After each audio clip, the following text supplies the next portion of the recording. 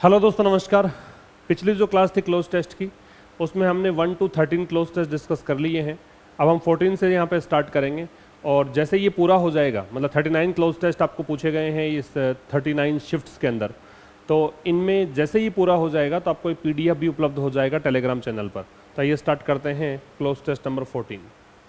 क्या कह रहा है देखिए, the cornea A transparent covering. Cornea के बारे में है। कॉर्निया क्या होता है? एक ट्रांसपेरेंट कवरिंग है, एक पारदर्शी आवरण है। And a spherical lens, spherical का मतलब गोलाकार, और एक गोल लेंस है। मेकअप द आईज लेंस, मतलब एक तो कॉर्निया और दूसरा एक स्पेरिकल लेंस। ये क्या करते हैं? ये आंख का लेंस सिस्टम बनाते हैं, just like any other camera, जैसे कैमरे का बनता है वैसे। तो ज़्यादा कुछ नहीं है, एक प्रेफिस है, भूमिका बताई गई है कॉर्निया की और स्पेरिकल लेंस की। The retina is a kind of reusable film. Retina जो होती है वो रीयूजेबल फिल्म की तरह होती है, जिसको दोबारा से हम यूज कर सकते हैं, ऐसी रील की तरह होती है। This is the dash for images. ये जो रेटिना है ये क्या होती है? इमेजेस के लिए, तस्वीरों के लिए ऐसा होती है। क्या होती है? रीजन, क्या ये कारण होती है तस्वीरों का? फाउंडेशन, क्या यही बेस होता है तस्वीरों का? कोज, क्या ये कारण होता है? जस्टिफिकेशन, मतलब यही चीज़ सही ठहराती है। जैसे मतलब किसी चीज़ को न्यायोचित ठहराना, किसी चीज़ को जस्टिफाई करना मतलब उचित ठहराना। तो आप इस आधार पे तो नहीं काट पाओगे कि द के बाद में नाउन चाहिए। द डिटर्मिनर है, डिटर्मिनर के बाद नाउन चाहिए। इस बेसिस पर तो आप एक भी ऑप्शन यहाँ से एलिमिनेट नहीं कर पाओगे। अब देखिए यहाँ इमेजेस जो हैं इमेजेस का क्या है? दिस, ये रेटिना। तो रेटिना है इमेजेस का बेस, कारण नहीं, मतलब कारण और परिणाम वो तो चीज़ें अलग हैं कि कुछ भी हुआ उसका कारण क्या है।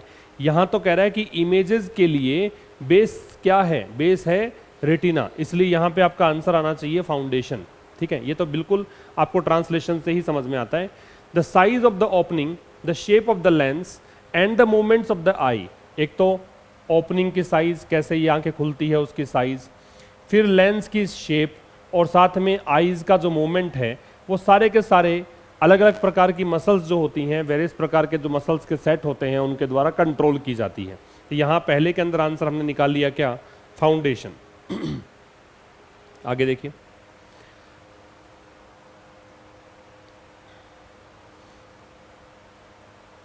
अब आगे देखिए, इसमें पहले खुद से करके देख लो। ये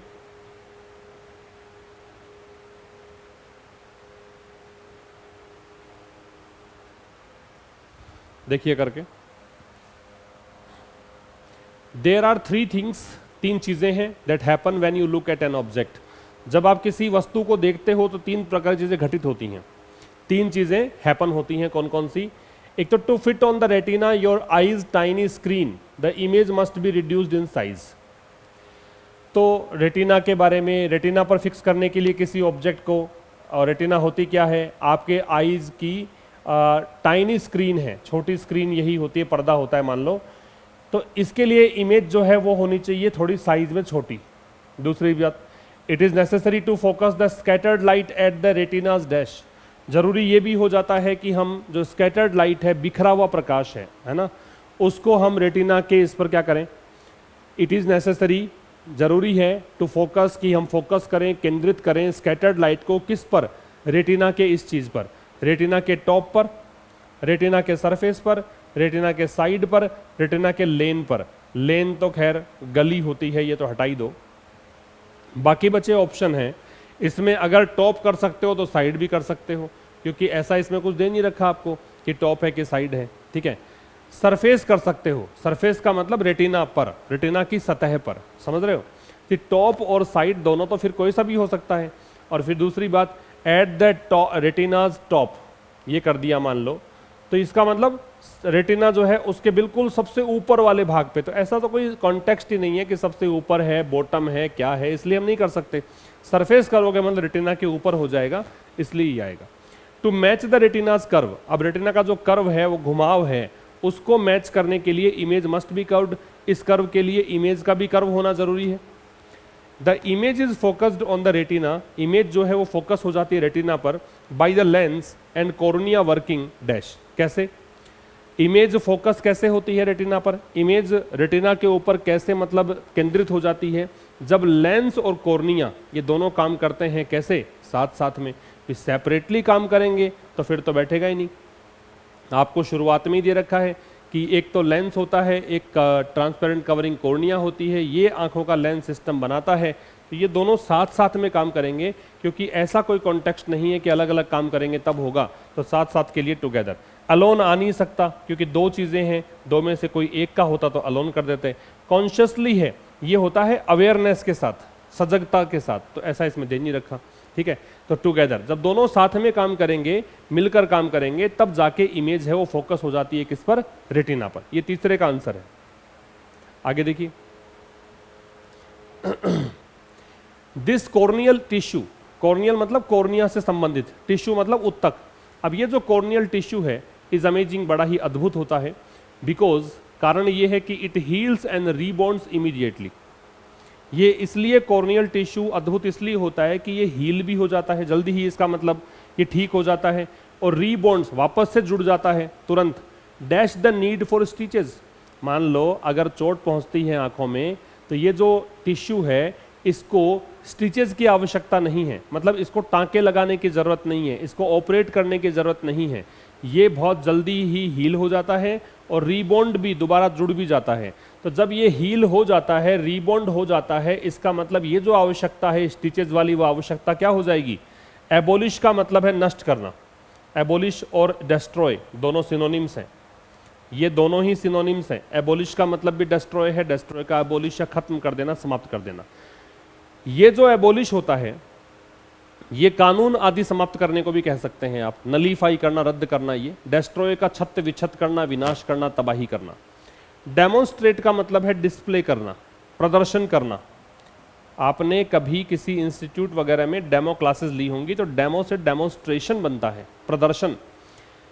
एलिमिनेट का हटाना, तो ज़्यादा उपयुक्त विकल्प आप खुद सोच लीजिए क्या आएगा भाई। यहाँ आईएनजी तो इसलिए आ रहा है क्योंकि ये काम साथ में होते हुए कि ये जो है ये हील भी हो जाता है, रीबॉन्ड भी हो जाता है, तो ऐसा करते हुए प्रेजेंट पार्टिसिपल चाहिए आपको, ऐसा करते हुए, तो यहाँ आएगा एलिमिनेटिंग, हटाते हुए, ठीक है। तो स्टिचेस की आवश्यकता नहीं रहेगी। आवश्यकता को तुम डेस्ट्रॉय नहीं कर सकते, आवश्यकता को एबोलिश नहीं कर सकते, डेमोन्स्ट्रेट तो खैर यहाँ पे बैठना ही नहीं है फिट, तो eliminating. To make precise cuts, precise का मतलब एकदम सटीक, एकदम टू द पॉइंट, कट्स बनाने के लिए as dash as a quarter micron in length. कितना, जैसे माइक्रोन होता है 1 मीटर का 1/मिलियनवा हिस्सा, 1/मिलियंथ मतलब 1/मिलियन हिस्सा, समझ जाओ कितना छोटा है। तो यहाँ छोटा है तो फिर एज, एज के बीच में छोटे के लिए वर्ड कौन सा है, स्मॉल, बाकी तो सारे बड़े के लिए हैं, तो स्मॉल आ जाएगा। तो कह रहा है कि प्रिसाइज कट्स बनाने के लिए जो कि 1 माइक्रोन का 1/4 हिस्सा है उतना ही बड़ा हो लेंथ में, a laser beam is sharply focused, तो एक लेजर बीम को शार्पली फोकस किया जाता है। ये आपका क्लोज टेस्ट नंबर हुआ 14। आ गया होगा समझ में किस तरीके से आपको करना है। ज़्यादा अच्छे परिणामों के लिए आप स्क्रीन को पोज करके, वीडियो को पोज करके खुद से करके कोशिश किया करो। उसके बाद में आप जब पूरी मशक्क़त कर चुके हों, पूरी दिमागी कसरत कर चुके हों, उसके बाद में अब मेरे वाला बात या एक्सप्लेनेशन सुना करो। आपके एक्सप्लेनेशन और मेरे वाले एक्सप्लेनेशन में क्या अंतर आ रहा है, यही समझना आपको आना चाहिए। ये समझ में अगर आपको आ गया तो कोई भी क्लोज टेस्ट तो कर पाओगे। आइए क्लोज टेस्ट में 15 पे बात करते हैं। 15 कह रहा है we need the energy to move and we dash on oil for it. हमें मूवमेंट के लिए एनर्जी चाहिए, ऊर्जा चाहिए, और ऊर्जा के लिए हम किस पर डिपेंड करते हैं, निर्भर करते हैं ऑयल पर। ऑयल पर करते हैं निर्भर, ऑन भी लगा रखा है, डिपेंड आ जाएगा। टर्न तो मुड़ना होता है, हैंग लटकना या लटकाना होता है, सेटल पता ही आपको। तो यहाँ पे समझ जाओ कि हमें आवश्यकता है ऊर्जा की, किसके लिए, मूव करने के लिए। और ऊर्जा के लिए हम किस पर आधारित हैं, किस पर बेस्ड हैं, किस पर डिपेंड हैं, तो डिपेंड ही आएगा। और तो कह रहा विकल्प सीधे सीधे कट रहे हैं, कुछ सोचने की जरूरत ही नहीं है। फिर कह रहा है विदाउट इट, मतलब इसके बगैर, किसके बगैर, तेल के बगैर। आवर जॉब्स, हमारे जो काम है, हमारा जो फ्री टाइम है और हमारी मोबिलिटी है, वो सारी की सारी अलग होगी। अब एक बात समझा दूं तुम्हें, जनरली हम लोगों ने ये सीख रखा है कि आई और वी के साथ लगाते हैं शेल, और बाकी कोई भी सब्जेक्ट हो, आई और वी के साथ तो लगता है शेल, और बाकी कोई भी सब्जेक्ट हो उसमें क्या लगता है, विल। ये सामान्य चीज है। लेकिन जब कोई चीज श्योर है ऐसा ही होगा, तो फिर आपको उल्टा कर देना है। जब सर्टेनिटी आ जाती है, निश्चितता आ जाती है, 3-4 चीजें हैं। एक तो इसमें ध्यान रखेंगे सर्टेनिटी, निश्चितता। एक ध्यान रखेंगे प्रॉमिस, वादा। एक ध्यान रखेंगे थ्रेट, धमकी, ठीक है। और एक इसमें ध्यान रखिए डिटर्मिनेशन, दृढ़ निश्चय। अगर इनमें से कोई कंडीशन है, मतलब निश्चितता है, कोई स्टेटमेंट ऐसा हो जो आपको दिखाता हो कि हाँ ये तो सर्टेन होकर रहेगा, प्रॉमिस किसी ने किया है, वादा किसी ने किया है, धमकी किसी ने दी है, या दृढ़ निश्चय शो किया जा रहा है कि हाँ डिटरमिन्ड ऐसा करने के लिए, वहां पे उल्टा हो जाता है। आई और वी में आता है विल और बाकी सब्जेक्ट्स में आता है शैल, उल्टा हो जाएगा।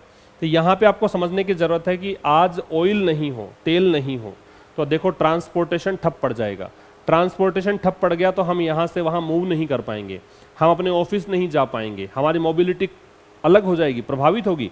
पक्का है ये तो होगा ही, सर्टेनिटी है। सर्टेनिटी है तो साहब यहाँ पे उल्टा लगाओ, ये हमारे जॉब्स, हमारे फ्री टाइम और हमारी मोबिलिटी, आना तो चाहिए विल, लेकिन लगाओ शैल, क्योंकि सर्टेनिटी है, निश्चितता है। आपका आंसर होगा 2 नंबर, ठीक है।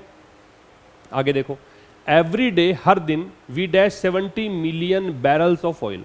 हम हर दिन क्या करते हैं, इतना ऑयल हम लोग यूज करते हैं, है ना, इतना ऑयल हम लोग कर देते हैं यूज। डिवाउर का होता है निगलना, स्वेलो, तो क्या तुम तेल को निगल सकते हो? नहीं, तो ये तो हट जाएगा।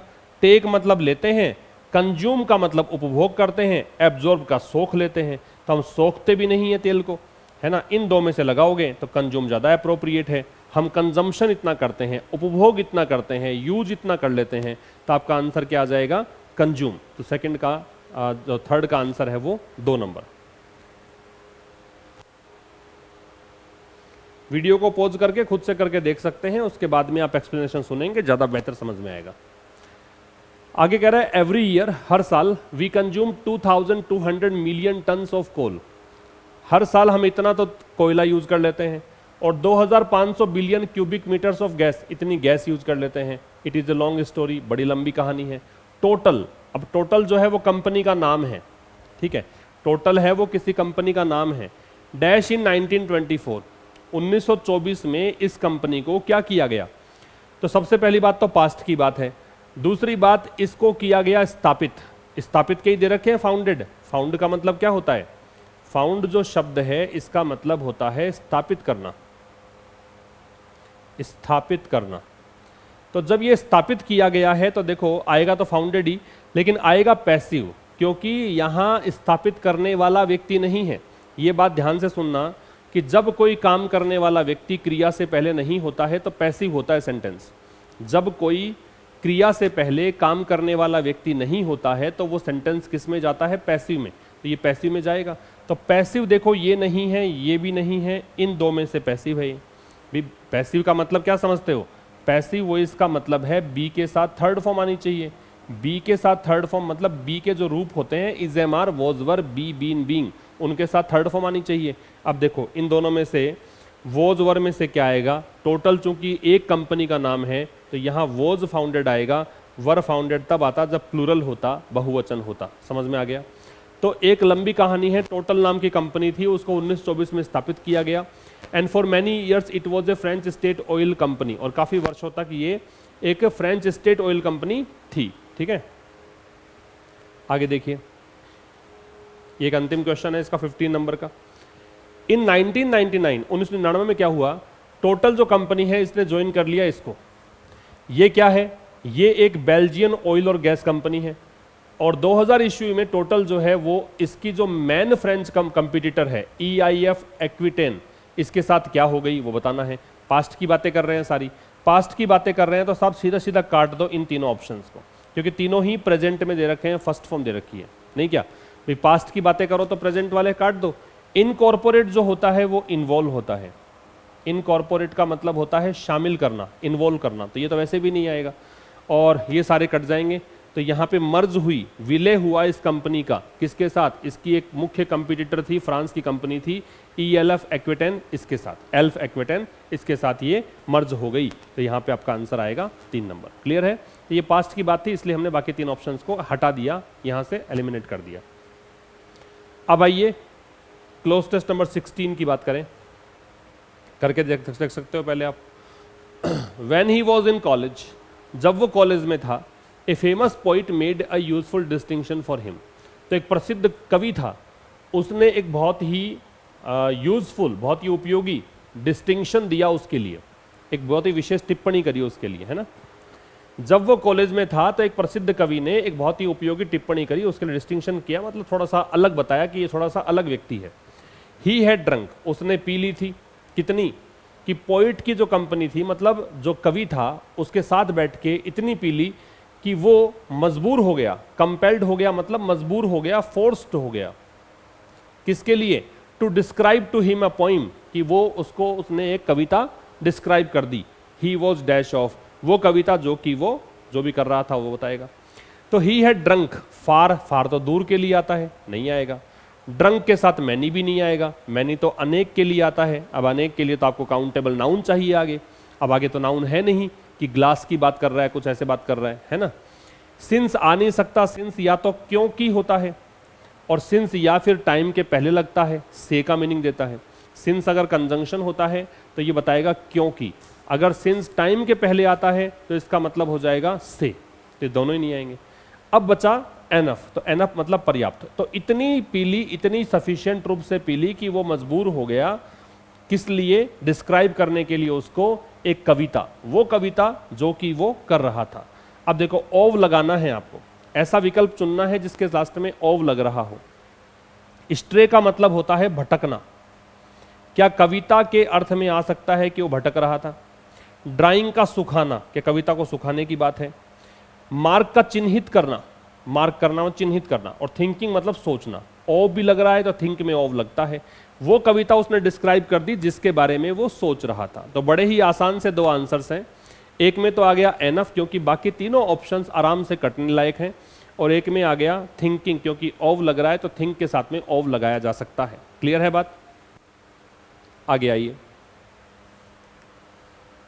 देखो मैंने पहले भी बताया था, पिछले पार्ट में भी हमने डिस्कस किया था इस चीज को, कि जब आप क्लोज टेस्ट करते हो या PQRS करते हो तो आपको लिटरल ट्रांसलेशन में नहीं जाना है, अक्षर से अनुवाद करने की कोशिश ना करें, क्योंकि इससे आपका टाइम भी वेस्ट होगा और आप कहीं पर बंद कर या फंस कर रह जाओगे, स्टक हो जाओगे कहीं ना कहीं, और आपका टाइम बहुत ज़्यादा वेस्ट हो जाएगा। इससे अच्छी अप्रोच ये है कि आप स्कीमिंग करते हुए चलें, मतलब ऊपर ऊपर से पढ़ते हुए चलो। आपको तीन ऑप्शंस, चारों ऑप्शंस जो हैं उनके चारों के मीनिंग आने चाहिए, आपको ग्रामर का थोड़ा सा सेंस होना चाहिए, फिर आपका कोई भी आंसर गलत नहीं होगा। ठीक है, ये देखो, it would be a monologue of sorts. अब ये आगे बता रहा है कि ये एक प्रकार का मोनोलॉग होगा। मोनोलॉग क्या होता है, मोनोलॉग में कोई व्यक्ति, जैसे मैं बोल रहा हूँ, मैं ही सुनने वाला हूँ, फिलहाल जो मैं वीडियो बना रहा हूँ अब मैं ही तो बोल रहा हूँ और मैं ही सुन रहा हूँ, तो ये मोनोलॉग है। ठीक है, मेरे सामने कोई दूसरा व्यक्ति हो वो भी बोले तो वो डायलॉग होगा, तो ये मोनोलॉग। तो ये एक मोनोलॉग होगा। ऑफ सॉर्ट्स का मतलब मोनोलॉग के जैसा होगा, इस प्रकार का होगा। ऑफ सॉर्ट्स का मतलब लगभग ऐसा। The self contemplation of a student, contemplation का मतलब चिंतन होता है, ध्यान होता है, किसी विद्यार्थी का स्वचिंतन। ऑन ए समर आफ्टरनून, किसी ऐसे दोपहर में जो गर्मियों की दोपहर है। हु इज रीडिंग यूफीज, यूफीज एक कलाकारी होती है जिसमें व्यक्ति लंबे भाषण देता है, मतलब लिखेगा, बोलेगा, काफी विस्तृत रूप से बोलेगा, विस्तृत रूप से लिखेगा, उसको यूफीज बोलते हैं। ठीक है, तो ये एक प्रकार का। अब ज्यादा टेंशन में आओ मत, तुम्हें तो ऑप्शन जब आएंगे ना तो आराम से तुम ऑप्शन काट पीट करके और आंसर सही पे टिक कर आओगे। तो ये एक प्रकार का मोनोलॉग होगा, लगभग एक प्रकार का मोनोलॉग होगा। एक जो स्वचिंतन करने वाला विद्यार्थी है, ठीक है, जब एक दोपहर के अंदर वो बैठा हुआ है, स्वचिंतन कर रहा है, जो कि यूफीज पढ़ रहा है, उसकी तरफ से मोनोलॉग होगा। The poem itself would be a subtle dash, जो पोइम जो होगी वो खुद भी, ये तो हो गया उस व्यक्ति के बारे में। जो कविता है वो भी क्या होगी, एक सटल मतलब सूक्ष्म। सटल जहां लग गया इसका मतलब सूक्ष्म, इसमें बी रहता है म्यूट, बी का उच्चारण हम करते नहीं है। तो पोइम जो खुद भी है वो भी एक सटल डैश ऑफ यूफिज्म, वो इस प्रकार की होगी, यूफिज्म की ऐसी होगी। यूफिज्म हो गया ये प्रोसेस, जो लंबी लंबी कविताएं सुनाना है, किसी आर्टिकल को डिस्क्राइब करना है, बहुत ज़्यादा उस पर बोलना है, उसको बोलते हैं यूफीज। और ये जो प्रोसेस है वो हो गया यूफिज्म। कविता खुद कैसी होगी, यूफिज्म का सूक्ष्म ऐसा होगा। क्या रेस का जाति होता है, तो कविता जाति तो हो नहीं सकती, ये हटा दीजिए। सीरीज प्लेन्स, प्लेन का मतलब मैदानी भाग होता है, ये काट दो। क्रेडिट जो होता है वो या तो उधार होता है या क्रेडिट श्रेय होता है, और सीरीज का श्रृंखला होगी। तो कविता जो है वो एक श्रृंखला होगी यूफिज्म की, ठीक है। तो यहां पे सही विकल्प क्या होगा, सीरीज। ट्रांसलेटिंग द हीट, जिसके अंदर वर्णन किसका होगा, गर्मी का वर्णन होगा, उस दिन का वर्णन होगा, विद्यार्थी के चिंताओं का वर्णन होगा। किस रूप में होगा, सिमेट्रिकल पॉजिज के रूप में। सिमेट्रिकल मतलब सम्मिति, एकदम सीधा सीधा सीधा क्रम वाइज। पोजीज जो होता है ना, पोजी एक तो होता है बंच ऑफ फ्लावर, पौधे के गुच्छ को बोलते हैं क्या, पोजी। या फिर पोजी होता है कुछ भी, अगर कोई पोइम वगैरह लिखी गई है, अंगूठी जो होती है रिंग, उसके अंदर लिखी गई कविता जो होती है ना, उसको पोजीज बोलते हैं, ठीक है।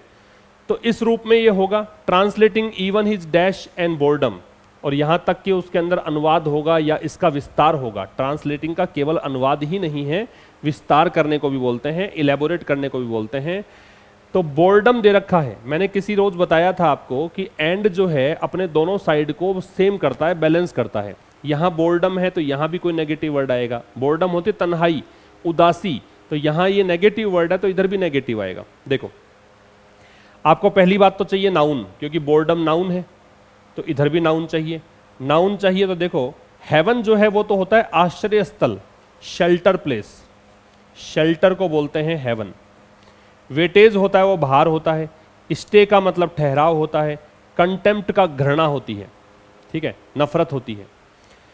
तो वो उसकी जो नफरत है और बोर्डम है, चूंकि नेगेटिव वर्ड चाहिए, नेगेटिव तो यहाँ पे ये शेल्टर वगैरह तो होगा नहीं, इससे कोई लेना देना नहीं है, ठहराव से कोई लेना देना नहीं है, तो नेगेटिव वर्ड तो साफ साफ दे रखा है, कंटेम्प्ट, घृणा या नफरत को बोलते हैं। तो यहां तक कि उसमें वर्णन होगा उसके कंटेम्प्ट और बोर्डम का, with that famously foolish book into a euphemism, ठीक है। Boredom with that famously foolish book into a euphemism, मतलब ट्रांसलेट किस में करना है, यूफिज्म में, काफी ज्यादा विस्तार उसका होगा।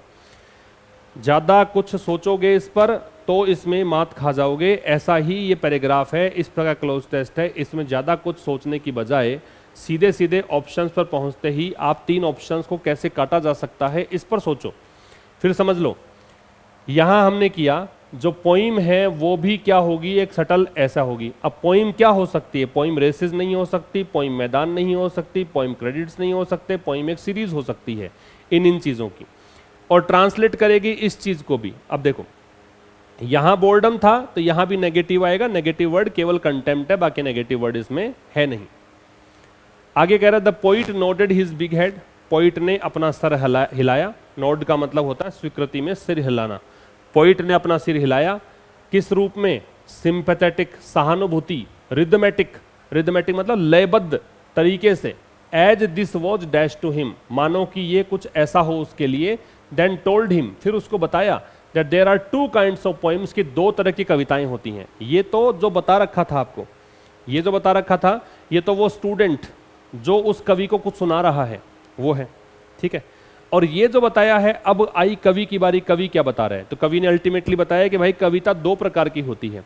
तो पोइट ने अपना सिर हिलाया सिंपैथेटिक रिदमेटिक वे में, जैसे कि मानो कि ये ऐसा हो, जैसे कि मानो this was dash to him, this was dash to him, मानो कि वो कविता जो है वो उसको कर दी गई हो। भाई हम, जैसे मैं समझा रहा हूँ आपको, और जब आप ऐसे कह रहे हो कि हाँ, तो इसका मतलब मैं समझ जाऊंगा कि हाँ, मैं जो समझा रहा हूँ, एक्सप्लेन कर रहा हूँ, आपको समझ में आ रहा है, तभी तो आप ऐसे सर गर्दन हिलाते हो।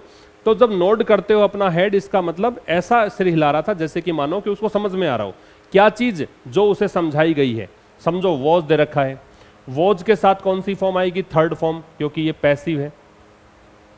यहां पैसिव, भाई वॉज वर्ग के साथ में या तो आईएनजी आता है या third form.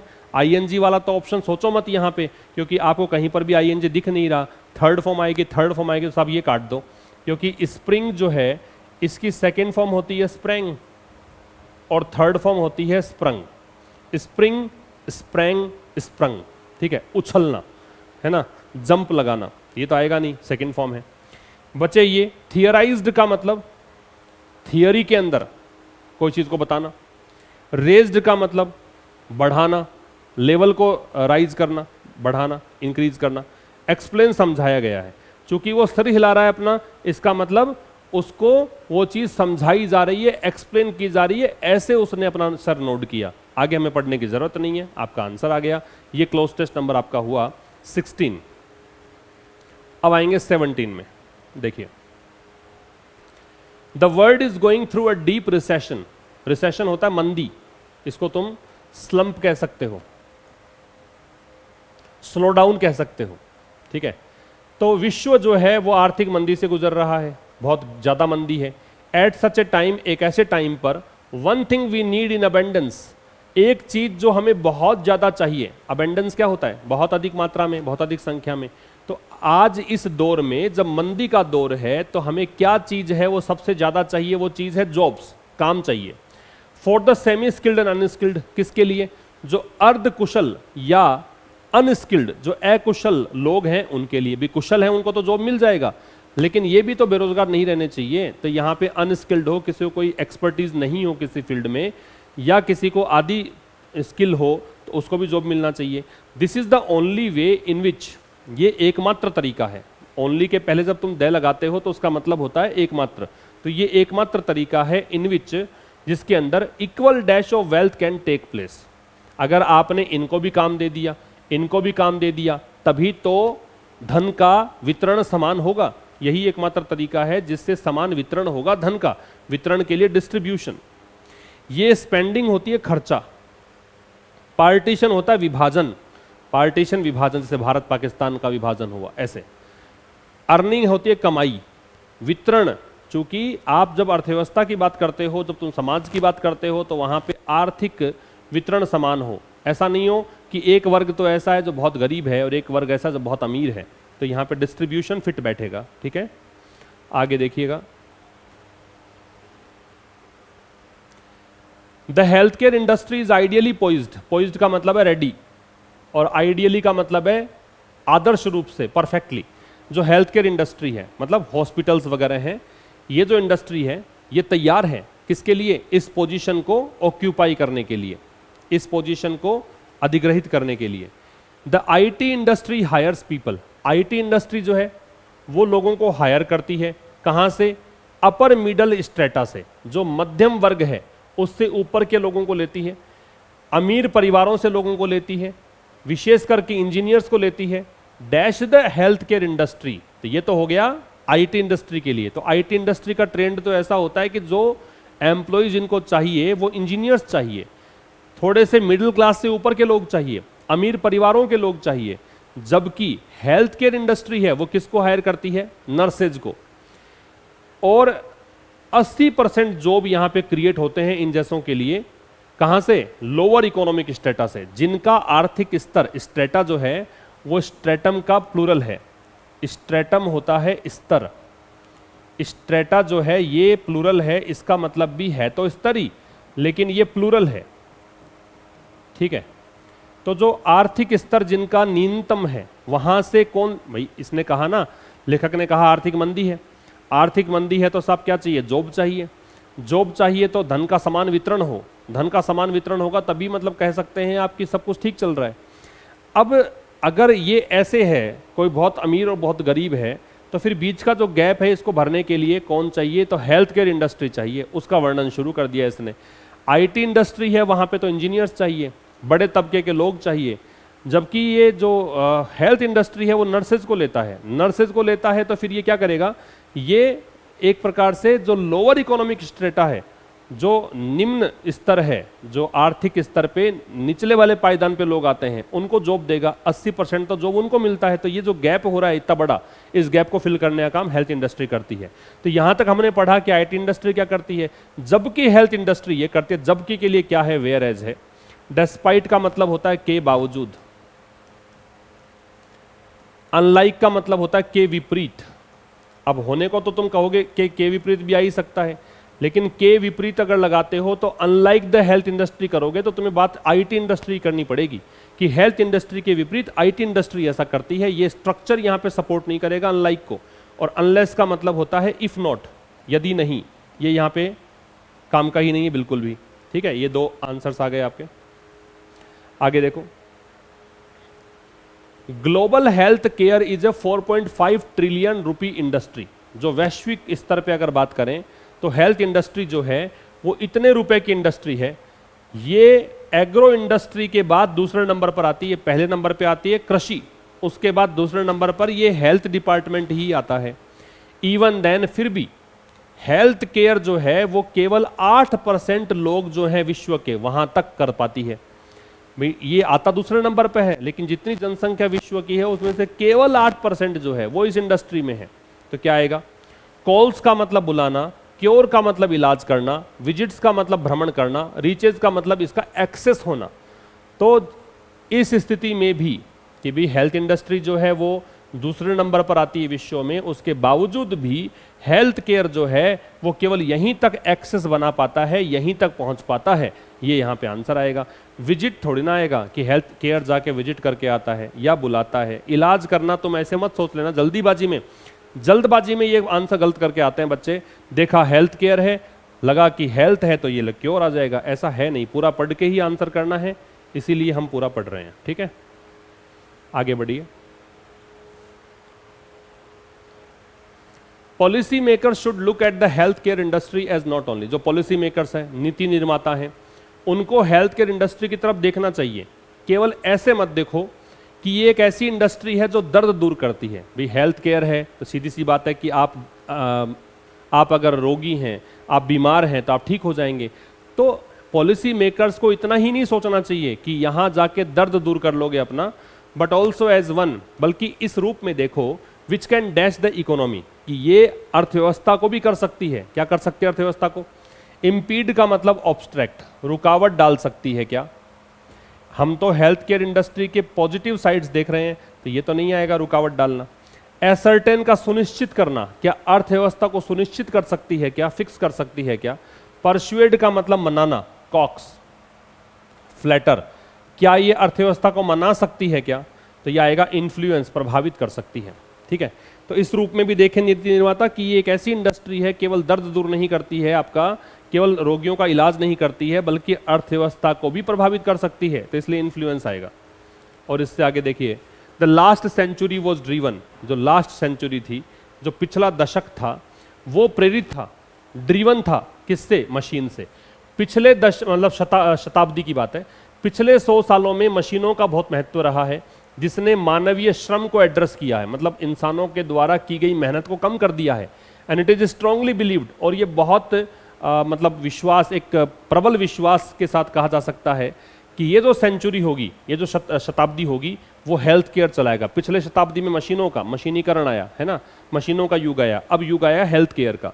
This however will only happen, ये जो चीज़ है वो केवल तब होगी if policy makers make a conscious effort, अगर पॉलिसी मेकर्स बहुत ही सजग होकर, बहुत ही अवेयर होकर प्रयास करें to dash the right policies in place soon. किसका प्रयास करें? कि पॉलिसी मेकर्स एकदम सही पॉलिसी बनाएं। तो क्या करें? पॉलिसी मेकर्स क्या कर सकते हैं? सही पॉलिसीज को सही मतलब कॉन्शियस एफर्ट करें, किसका? कि सही पॉलिसीज बनाएं। अब बनाने के लिए क्या है? तुम कहोगे डिजाइन है, तो डिजाइन थोड़ी होती है पॉलिसीज, नहीं आ सकता। पॉलिसीज कट नहीं होगी, पॉलिसीज इच्छा करना, डिजायर नहीं होगा। पुट द राइट पॉलिसीज, कि सही पॉलिसीज लगाएं, जो तुमने नीति बनाई है वो सही हो और उसको इंप्लीमेंट करो। इंप्लीमेंट करने के अर्थ में क्या आ जाएगा? पुट आ जाएगा। तो ये आपका क्लोज टेस्ट नंबर हुआ 7। क्लोज टेस्ट नंबर 18 देखिए। 18 में कह रहा है कि द डिजिटल साक्षरता अभियान दिशा और national digital literacy mission NDLM scheme जो है हैज़ बीन फॉर्मुलेटेड। ये जो स्कीम है, चाहे आप इसे दिशा कह दें या NDLM कह दें, ये जो स्कीम है इसको फॉर्मुलेट किया गया है, मतलब इसको बनाया गया है, फॉर्म किया गया है। किस लिए?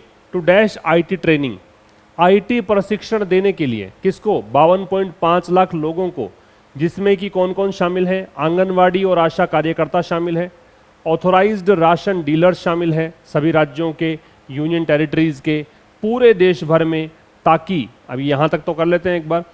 तो ये जो स्कीम है, ये मिशन जो है, इसको बनाया गया है किस लिए? IT ट्रेनिंग देने के लिए। अब ट्रेनिंग देने के लिए कौन सा शब्द है? अफर्म है। अफर्म दृढ़ता से कोई चीज़ को कहना, ठीक है। एट्रीब्यूट कंट्रीब्यूट करना या श्रेय देना कह सकते हो। एट्रीब्यूट का मतलब है किसी को एक्रेडिट करना, श्रेय देना। अटेन का प्राप्त करना, गेन या गेट होता है। और इम्पार्ट का मतलब देना, गिव या प्रोवाइड होता है।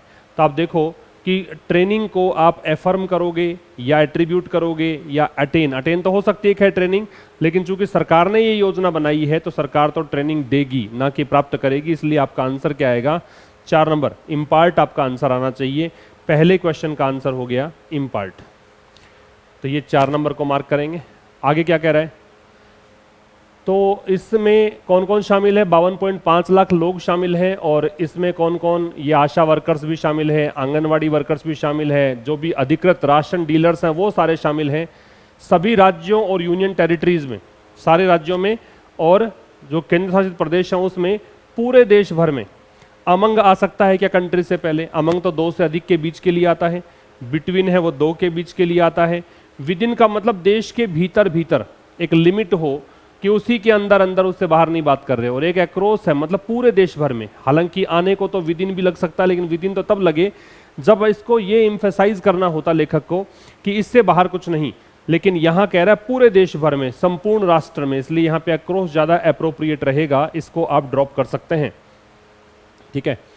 ताकि होगा क्या इससे ये होगा कि नॉन आईटी लिटरेट सिटीजन्स जो हैं, जिनको आईटी की समझ नहीं है, लिटरेट का मतलब साक्षर होता है, तो वो नागरिक जिनको आईटी की समझ नहीं है, are dash to become IT literate, वो क्या कर सकें, are trained, are made, are included, are ordered, क्या उनको आदेश दिया जाए कि वो आईटी लिटरेट हो जाएं, ठीक है, या फिर क्या उनको शामिल किया जाए, क्या उनको बनाया जाए, क्या उनको ट्रेनिंग दी जाए। तो हम ट्रेनिंग की बात ही कर रहे थे, ताकि उनको ट्रेंड कर दिया जाए, क्या हो, ताकि जो नॉन आईटी लिटरेट सिटीजन्स हैं उनको ट्रेंड किया जाए, किस लिए, आईटी लिटरेट बनने के लिए, कि उनको इस बात की समझ आ जाए आईटी क्या चीज़ है। सो एज टू का मतलब होता है के उद्देश्य से, और मैं ये कहूँगा कि तो नोट भी कर लो आप, इंपॉर्टेंट है। सो एज टू जो होता है इसके बराबर हम रखते हैं इन ऑर्डर टू, मतलब के उद्देश्य से, ये इसका मतलब होता है सो एज टू का, इन ऑर्डर टू मतलब के उद्देश्य से। तो किस उद्देश्य से, उद्देश्य ये है डैश डैम टू एक्टिवली, अभी अगला स्लाइड में आपको जाना पड़ेगा कि उद्देश्य क्या है। उद्देश्य है क्या इनको रिगार्ड करना, रिगार्ड का सम्मान देना, क्या इनको इनेबल करना, सक्षम बनाना, इनेक्ट मतलब कानून बनाना होता है, मेक लॉ, और एबल यहाँ क्रिया है नहीं तो ये आएगा नहीं, एबल तो आएगा नहीं, मेक एबल आ सकता है, आपको तो चाहिए क्रिया, यहाँ पे भी टू लगा रखा है, टू के साथ बेस फॉर्म चाहिए, तो एबल को तो हम काट देंगे, एबल तो एडजेक्टिव के फॉर्म में आएगा, एबल तो आएगा नहीं यहाँ पे, आपको चाहिए क्रिया, ताकि भाई इनको नागरिकों को क्या दे दी, इनको दे दी ट्रेनिंग दे दी, तो ये क्या बन गए, आईटी लिटरेट बन गए। अब इनका उद्देश्य क्या है, इनको लिटरेट करने का उद्देश्य ये है ताकि वो लोग जो हैं वो एक्टिवली, सक्रिय रूप से और प्रभावी रूप से पार्टिसिपेट कर सके डेमोक्रेटिक और डेवलपमेंटल प्रोसेस में, लोकतांत्रिक और विकास के जो प्रोसेस है उसमें ये क्या कर सकें, योगदान दे सकें, ठीक है, एक्टिव तरीके से और इफेक्टिव तरीके से योगदान दे सकें।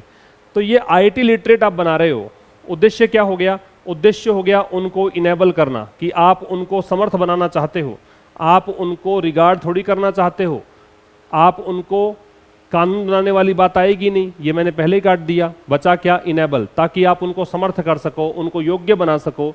योग्य किस चीज़ के, कि वो एक्टिवली और इफेक्टिवली क्या कर सकें, योगदान दे सकें लोकतांत्रिक और विकास वाले प्रोसेस में। और साथ में एक काम और हो जाए कि उनकी जो आजीविका है, उनके जो लाइवलीहुड है, जो भी उनके आजीविका के साधन हैं, वो भी क्या हो जाएं, वो साधन हो जाएं।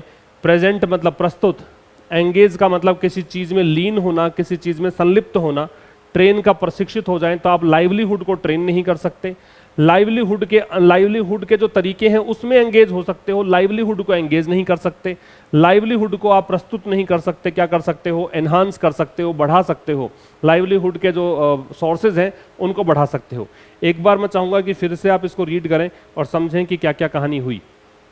बड़ा आसान सा पैसेज है, 3 ऑप्शन तो फटाफट से कट रहे हैं। कह रहा है डिजिटल साक्षरता अभियान कह दो या एनडीएलएम कह दो, इसको बनाया गया है आईटी ट्रेनिंग देने के लिए मैंने लगाया इम्पार्ट।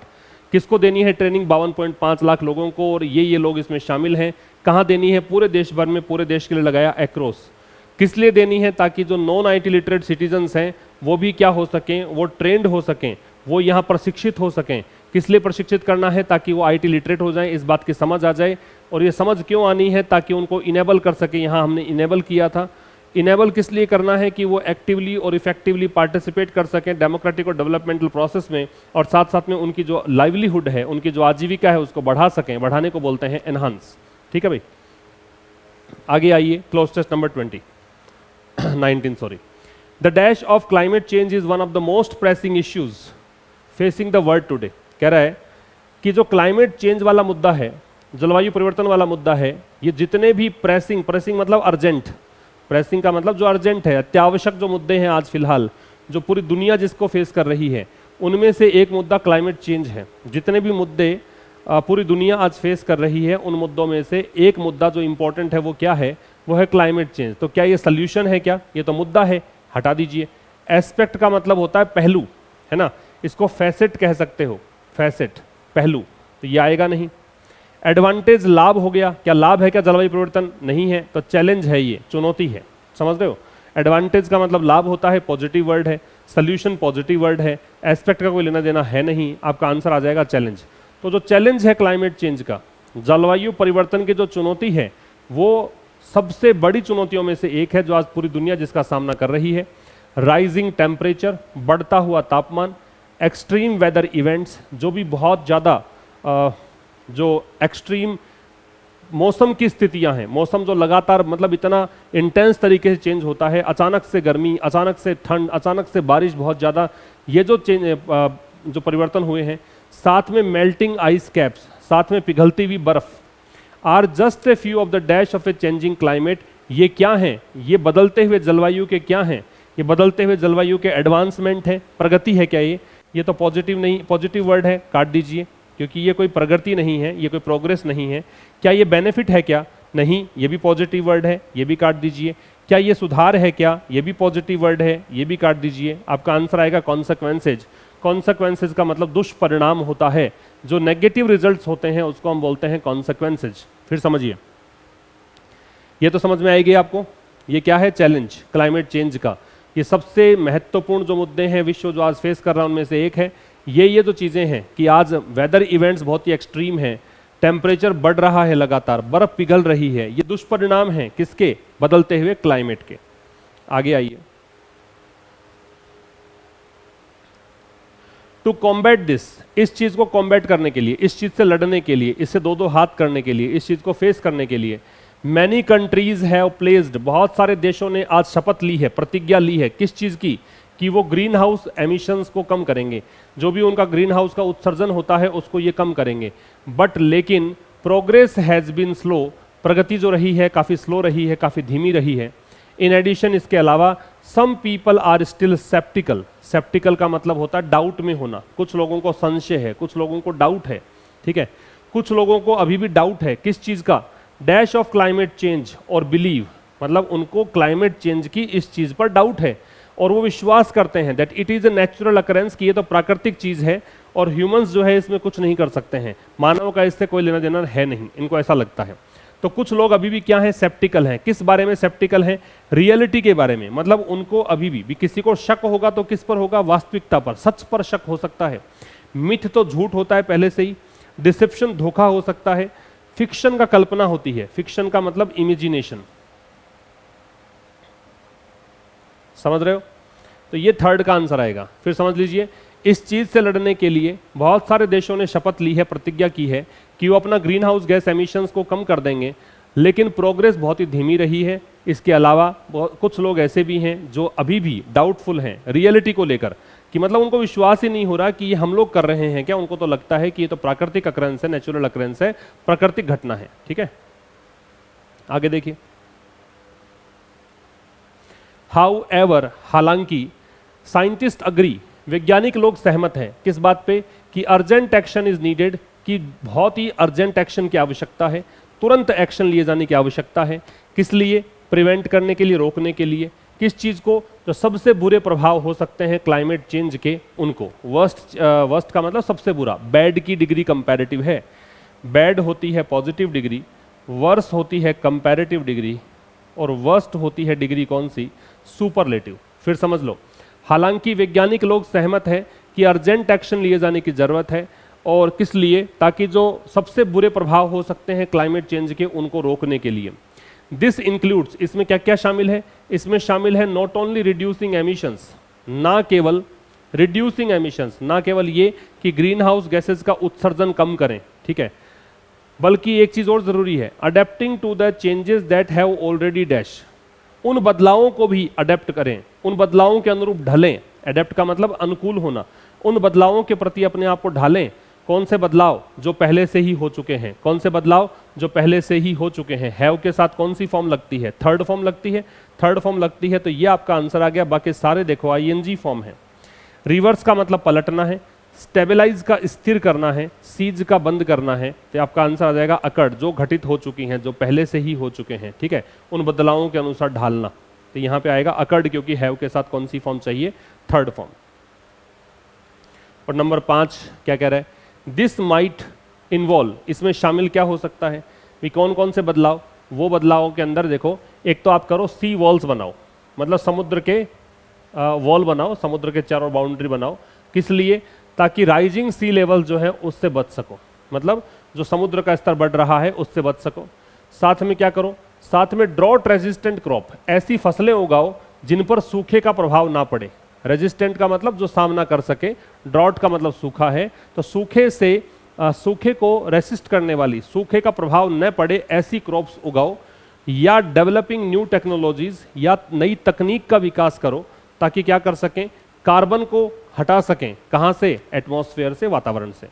अल्टीमेटली अंततः एड्रेसिंग क्लाइमेट चेंज, मतलब अगर आपको क्लाइमेट चेंज को एड्रेस करना है, यदि इस चीज़ को फोकस करना है, एड्रेस का मतलब इस चीज़ पर ध्यान देना है अगर आपको क्लाइमेट चेंज वाली समस्या पर, तो इसके लिए किस चीज़ की ज़रूरत पड़ेगी? इसके लिए ज़रूरत पड़ेगी एक ऐसे प्रयासों की। कैसे प्रयास? और प्रयास करेगा कौन कौन? एक करेंगे इंडिविजुअल्स, मतलब हम लोग करेंगे, सरकार भी इसमें जुटेगी, साथ में बिजनेस से जो भी औद्योगिक घराने हैं पूरे विश्व भर में वो भी साथ में आएंगे। तो ये प्रयास है मिले जुले प्रयास, ये है संयुक्त प्रयास। इंडिविजुअल्स भी इसमें हैं, गवर्नमेंट्स भी इसमें हैं, बिजनेसेस भी इसमें हैं, तो आपका आंसर क्या आ जाएगा? जॉइंट एफर्ट आ जाएगा, संयुक्त प्रयास के लिए। बाकी इंडिविजुअल आ नहीं सकता क्योंकि एक का ही प्रयास। सॉलिटरी का मतलब भी अकेला होता है, ये भी नहीं आएगा। सॉलिटरी मतलब अकेला, लोनली। और सेपरेट का अलग अलग, ये भी नहीं आएगा, जॉइंट आ जाएगा। तो ये था आपका क्लोज टेस्ट नंबर 19। अब आइए 20 पर। 20 क्या कह रहे हैं? फाउंटेन्स आर यूज्ड, मतलब जो फंवारे होते हैं, फाउंटेन समझते ही होंगे आप, इनका इस्तेमाल होता है आज किस लिए? सिटी पार्क्स को डेकोरेट करने के लिए। स्क्वायर्स, स्क्वायर्स का मतलब होता है जो चौराहे होते हैं उनको सजाने के लिए। टू ऑनर इंडिविजुअल्स, फंवारे किस लिए बनते हैं? ताकि इंडिविजुअल्स और इवेंट्स जो हैं, जो भी मतलब कोई इवेंट मनाना हो, कोई इंडिविजुअल को सम्मान देना हो, तो उसके लिए जो भी सिटी पार्क या स्क्वायर आपने बनाए हैं उनको डेकोरेट करने के लिए फंवारे लगते हैं। और किसके लिए लगते हैं? रिक्रिएशन, एंटरटेनमेंट, मनोरंजन के लिए। तो ये तो चीज़ें दे रखी है कि इसके लिए भी, इसके लिए भी, इसके लिए भी, तो एंड लगा दो, है ना, क्योंकि बाकी तो बिकॉज, तो क्योंकि ये बताता है कारण, ऐसा कोई स्टेटमेंट नहीं है। यट का मतलब होता है फिर भी, ये भी विरोधाभास व्यक्त करता है। दो क्लोज हो, दोनों में विपरीत बातें हो, उसके लिए आता है, ये भी नहीं आएगा। नोर का मतलब होता है ना ही, ठीक है, तो ये भी नहीं आएगा। आपका आंसर क्या आ जाएगा? And, and for entertainment. A splash pad और स्प्रे पूल, ये स्प्लैश पैड क्या होता है? ये एक प्रकार से आउटडोर मतलब प्लेइंग एक्टिविटी के लिए जहाँ जाते हो आप, छोटा सा पार्क मान लो जहाँ पे खेलने के जाते हैं, उसको हम बोलते हैं स्प्लैश पैड, ये स्प्रे पूल कह दो। ये क्या करता है? ये सिटी रेजिडेंट्स को एंटर करने के लिए अलाउ करता है, get wet and cool off in summer, कि गर्मियों के टाइम पे ऐसे जो जगह है वो, आज जब गर्मी के टाइम पे हम देखते हैं कुछ ऐसे पार्क वगैरह बने होते हैं या ऐसे चीज़ें, यहाँ पे स्विमिंग पूल वगैरह आपको मिल जाएंगे, जहाँ पे हम मतलब बहुत गर्मी के अंदर ठंड का एहसास करने के लिए जाते हैं, इन चीज़ों को बोलते हैं। तो इससे तो कोई लेना देना है नहीं, आपका आंसर यहाँ तो आ गया। अब आइए नंबर 2 में, द म्यूजिकल फाउंटेन। कुछ फंवारे ऐसे भी होते हैं जिनसे म्यूजिक चलता रहता है, संगीत चलता रहता है। Dash moving jets of water. अब देखो, द म्यूजिकल फाउंटेन क्या करता है? म्यूजिकल फाउंटेन सिंगुलर है, सिंगुलर है तो देखो कंबाइन नहीं आएगा, वर्ब की फर्स्ट फॉर्म प्लूरल होती है, ये नहीं आएगा। बी कंबाइंड आएगा नहीं, क्योंकि म्यूजिकल फाउंटेन बी कंबाइंड, मतलब इससे कोई अर्थ निकल रहा नहीं है, पैसिव का स्ट्रक्चर नहीं है। अब बचा कंबाइंस या कंबाइंड। अगर कंबाइंड कर दूंगा तो भी नहीं आएगा, क्योंकि इसने किसी को कंबाइन किया हो, है ना, ऐसा भी नहीं है, किसी को इसने जोड़ा हो, तो इसलिए ये कंबाइन करता है। तो म्यूजिकल फाउंटेन जो है उसमें साथ में जेट्स ऑफ वाटर होता है। जेट्स ऑफ वाटर का मतलब जहाँ से पानी फंवारे में जो आता है वहाँ से जेट्स ऑफ वाटर जो होता है। तो म्यूजिकल फाउंटेन के साथ साथ क्या होता है, इसमें ये भी जुड़ा रहता है, साथ में कलर्ड लाइट्स होती हैं, रंग बिरंगी लाइट्स होती हैं, रिकॉर्डेड म्यूजिक होता है, और ये कौन कंट्रोल करता है, कंप्यूटर, और ड्रामेटिक इफेक्ट्स। आजकल जो ये बने हुए हैं पूल वगैरह, स्विमिंग पूल वगैरह, और जहाँ पे ये रेन डांस वगैरह होता है, अगर आप समझते हो, गए हुए होंगे ऐसे पार्क्स में, उसका ही ये चित्रण कर रखा है, तो कंबाइंस आपका आंसर आएगा। फाउंटेन्स कैन, अब जो फवारे हैं, कैन डैश, क्या कर सकते हैं, फाउंटेन्स प्लूरल है, फाउंटेन्स के लिए पता है हिमसेल्फ नहीं आ सकता, हर सेल्फ नहीं आ सकता, प्लूरल है तो इट सेल्फ नहीं आ सकता, देम सेल्फ जाएगा। फवारे जो खुद भी क्या कर सकते हैं, म्यूजिक इंस्ट्रूमेंट्स हो सकते हैं, है ना, फवारे खुद भी म्यूजिकल इंस्ट्रूमेंट हो सकते हैं, मतलब फवारों पे भी म्यूजिक आप कह सकते हो चलता है। ये कैसे चलता है, ये ऑब्स्ट्रक्शन ऑफ वन और more of their water jet, जो वाटर जेट होती हैं उनके ऑब्स्ट्रक्शन के कारण ऐसा होता है, वो जो रुकावट डालते हैं बीच बीच में, तो उससे भी म्यूजिक प्रोड्यूस होता है ना। अलग से रिकॉर्डेड म्यूजिक बजाने की बजाय यहाँ पे कह रखा है कि फवारों से जो पानी निकलता है उसके अंदर भी म्यूजिक चलेगा। कैसे, ये म्यूजिक चलाता कौन है, जो ऑब्स्ट्रक्शन क्रिएट करते हैं, कौन, वाटर जेट्स, उसके कारण। तो यहाँ पे आएगा बाई, क्योंकि ये इसके द्वारा, ऑब्स्ट्रक्शन के द्वारा ऐसा होता है ना। ये आपका एक प्रकार से, वैसे तो ऐसा नहीं है कि पैसिव का पूरा ही स्ट्रक्चर दे रखा है, लेकिन आपको अंडरस्टूड मानना पड़ेगा, आपको मानना पड़ेगा कि हाँ ये पैसिव है, ठीक है। तो कह रहा है फाउंटेन्स जो हैं वो क्या हो सकते हैं, खुद, देमसेल्व्स क्यों लगाया, क्योंकि प्लूरल है। Fountains can themselves also be musical instrument, ये खुद भी म्यूजिकल इंस्ट्रूमेंट्स हो सकते हैं। प्लेड बाई, ये किसके द्वारा प्ले किए जाते हैं, ये म्यूजिकल इंस्ट्रूमेंट कौन बजाता है, ये म्यूजिकल इंस्ट्रूमेंट ये प्ले करते हैं, ये चीज जो है ये प्ले करती है। इसलिए हालांकि आप कहोगे कि वस्तु है, वस्तु के लिए तो विद लगाना चाहिए, लेकिन इसका पर्सोनिफिकेशन यहाँ पे हुआ है, मानवीयकरण हुआ है, क्योंकि म्यूजिकल इंस्ट्रूमेंट को कोई निर्जीव वस्तु तो प्ले कर नहीं सकती, म्यूजिकल इंस्ट्रूमेंट को बजाने का काम सजीव व्यक्ति ही करेगा, तो इनको ऐसे व्यक्ति मानते हुए बताया है, इसलिए हमने बाई का प्रयोग किया है। आगे क्या है, ड्रिंकिंग फाउंटेन्स। अब देखो कुछ ड्रिंकिंग फाउंटेन्स भी होते हैं, मतलब उससे पानी पी सकते हो आप। ये क्या करते हैं, पीने का पानी है तो provide fresh, flow of money, क्या फंवारे से मनी आएगी ड्रिंकिंग वाले से, पॉजिटिव थॉट, कोई लेना देना नहीं है, मेलोडियस म्यूजिक, ड्रिंकिंग वाटर आएगा ना, क्योंकि फ्रेश ड्रिंकिंग वाटर, अब फ्रेश जुड़ेगा इसी से। पब्लिक बिल्डिंग्स में, पार्क्स में, पब्लिक स्पेसेस में फ्रेश ड्रिंकिंग वाटर मिलता है, जो ड्रिंकिंग फाउंटेन्स है उनसे। ये हो गया आपका क्लोज टेस्ट नंबर 20। अब आइए 21 पर, क्या कह रहा है, पोस्टर्स आर डैश। अब देखो आर के साथ क्या लगा सकते हो, आर के साथ यूजेस नहीं लगा सकते, क्योंकि बी का कोई भी फॉर्म हो उसके साथ दो ही संभावना बनती है, या तो V0 के साथ ING लगता है और या फिर उसके साथ थर्ड फॉर्म लगती है। तो ये फर्स्ट फॉर्म के साथ एस तो मतलब ही नहीं है, काट दीजिए। ये भी नहीं लगा सकते, फर्स्ट फॉर्म है। ये लगा सकते हो क्या, नहीं, क्योंकि बीइंग के साथ तो हमेशा ही थर्ड फॉर्म आती है, अगर बीइंग के साथ क्रिया लगा रखी हो तो थर्ड फॉर्म ही आती है, तो ये भी काट दो, बचा ये की है। तो पोस्टर्स का यूज किया जाता है, ये कहना चाह रहा है, पोस्टर्स का इस्तेमाल किया जाता है किसके लिए, किसी ब्रांड को प्रमोट करने के लिए, या फिर पास डैश इंपॉर्टेंट इंफॉर्मेशन, या कोई सूचना को आगे भेजने के लिए। अब देखो प्रेषित करोगे, कन्वे करोगे तो पास ऑन होता है, पास अवे होता है गुजरना, मृत्यु हो जाना, किसी का निधन हो जाए तो पास अवे यूज करते हैं। पास फोर का मतलब होता है अप्रूवल के लिए आगे जाना, पास फोर, ये चीज इसके लिए पास हो गई, अप्रूवल मिल गया, उसके लिए आता है। पास टू कुछ होता नहीं है, तो पास ऑन आएगा। पास ऑन का मतलब है कन्वे करना, एक से दूसरे के पास इंफॉर्मेशन जाना। तो पोस्टर्स का इस्तेमाल किस लिए होता है, ये पैसिव वॉइस है, और पैसिव किसका है, प्रेजेंट सिंपल का पैसिव है, कि पोस्टर्स का इस्तेमाल होता है ब्रांड को प्रमोट करने के लिए, या फिर किस लिए, इंपॉर्टेंट इंफॉर्मेशन को पास ऑन करने के लिए, उसको एक से दूसरे पर भेजने के लिए।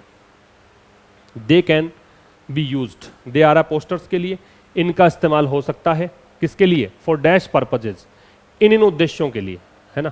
उद्देश्य देखो कहां से कहां तक है। एक उद्देश्य है लोगों को बताने के लिए कि लोग सावधान रहें, as the floor is wet, कि भाई फर्श जो है गीला है, ये बताने के लिए आपने एक नोटिस लगा दिया पोस्टर पे। साथ साथ में देखो ये बताने के लिए कि अपकमिंग सेल या इवेंट आने, मतलब आगे आने वाले दिनों में ये इवेंट होने वाला है, ये सेल आने वाली है, ऐसे। इसका मतलब अलग अलग चीजें हैं। आप एक तरफ तो यही सूचना दे रहे हो सिंपल से कि फर्श है गीला है, ध्यान से चलो, एक सूचना आप सेल या इवेंट की दे रहे हो, तो अलग अलग के लिए क्या आएगा, वेरिड। लिटिल तो आएगा नहीं, क्योंकि लिटिल तो आता है अनकाउंटेबल के लिए, और यहां आ रहा है पर्पजेज प्लूरल। मच आएगा नहीं, ये भी अनकाउंटेबल के लिए आता है, ये आ रहा है प्लूरल काउंटेबल। सिमिलर आएगा नहीं क्योंकि सिमिलर का मीनिंग यहाँ फिट बैठता नहीं है। एक जैसे, अब एक जैसे आपको बता ही नहीं रखा, एक जैसा होता तो फिर अलग अलग बातें क्यों करता, इसलिए वेरिड, भिन्न भिन्न। वेरिड का मतलब क्या होता है, डिफरेंट। वेरियस, इसका मतलब क्या होता है, वेरियस, ये मतलब होता है। आगे कह रहा है they usually include a picture. अब दे फिर से किसके लिए आ रहा है, उन पोस्टर्स के लिए। पोस्टर्स क्या करते हैं, सामान्यतया एक पिक्चर इंक्लूड करते हैं। इसमें एक पिक्चर, एक तस्वीर होती है, ठीक है, डैश वेरी फ्यू वर्ड्स, और वो तस्वीर वेरी फ्यू वर्ड्स, मतलब एंड लगा दो। एक तो होती है तस्वीर और बहुत ही कम शब्द लिखे होते हैं। कभी आपने सीनरी वगैरह देखी हो, पोस्टर देखा होगा, तस्वीर होगी, उसके नीचे एक लाइन लिखी होगी, तो बहुत ही कम वर्ड्स होते हैं। बाकी देखो नोर, यट, ऑल्सो, ऑल्सो मतलब तो भी होता है। अब ये ऑल्सो तो ऑल्सो वेरी फ्यू वर्ड्स, तो क्रिया लगाई ही नहीं फिर तो आपने, है ना, सॉरी। यहाँ पे देखो दे यूजुअली इंक्लूड, वो सामान्यतया इंक्लूड करते हैं एक picture, also very few words. Also का प्रयोग हम ऐसे करते नहीं है। ऑल्सो का प्रयोग मैंने आपको जब न्यूज़पेपर रीडिंग के दौरान बताया होगा, या तो मैन वर्ब के पहले लगाते हैं, या सेंटेंस के पहले लगाते हैं, या फिर हेल्पिंग वर्ब के बाद में लगाते हैं, है ना, और या फिर is am are was verb के बाद में लगाते हैं। यहाँ ऐसा कुछ भी नहीं है, आना चाहिए था दे यूजुअली ऑल्सो इंक्लूड, ऐसा करके तो हम सोचते, इसलिए ऑल्सो नहीं लगाओगे। यट फिर भी होता है, नोर नहीं, नेगेटिव होता है। फिर कह रहा है a suitable dash makes a poster effective and memorable.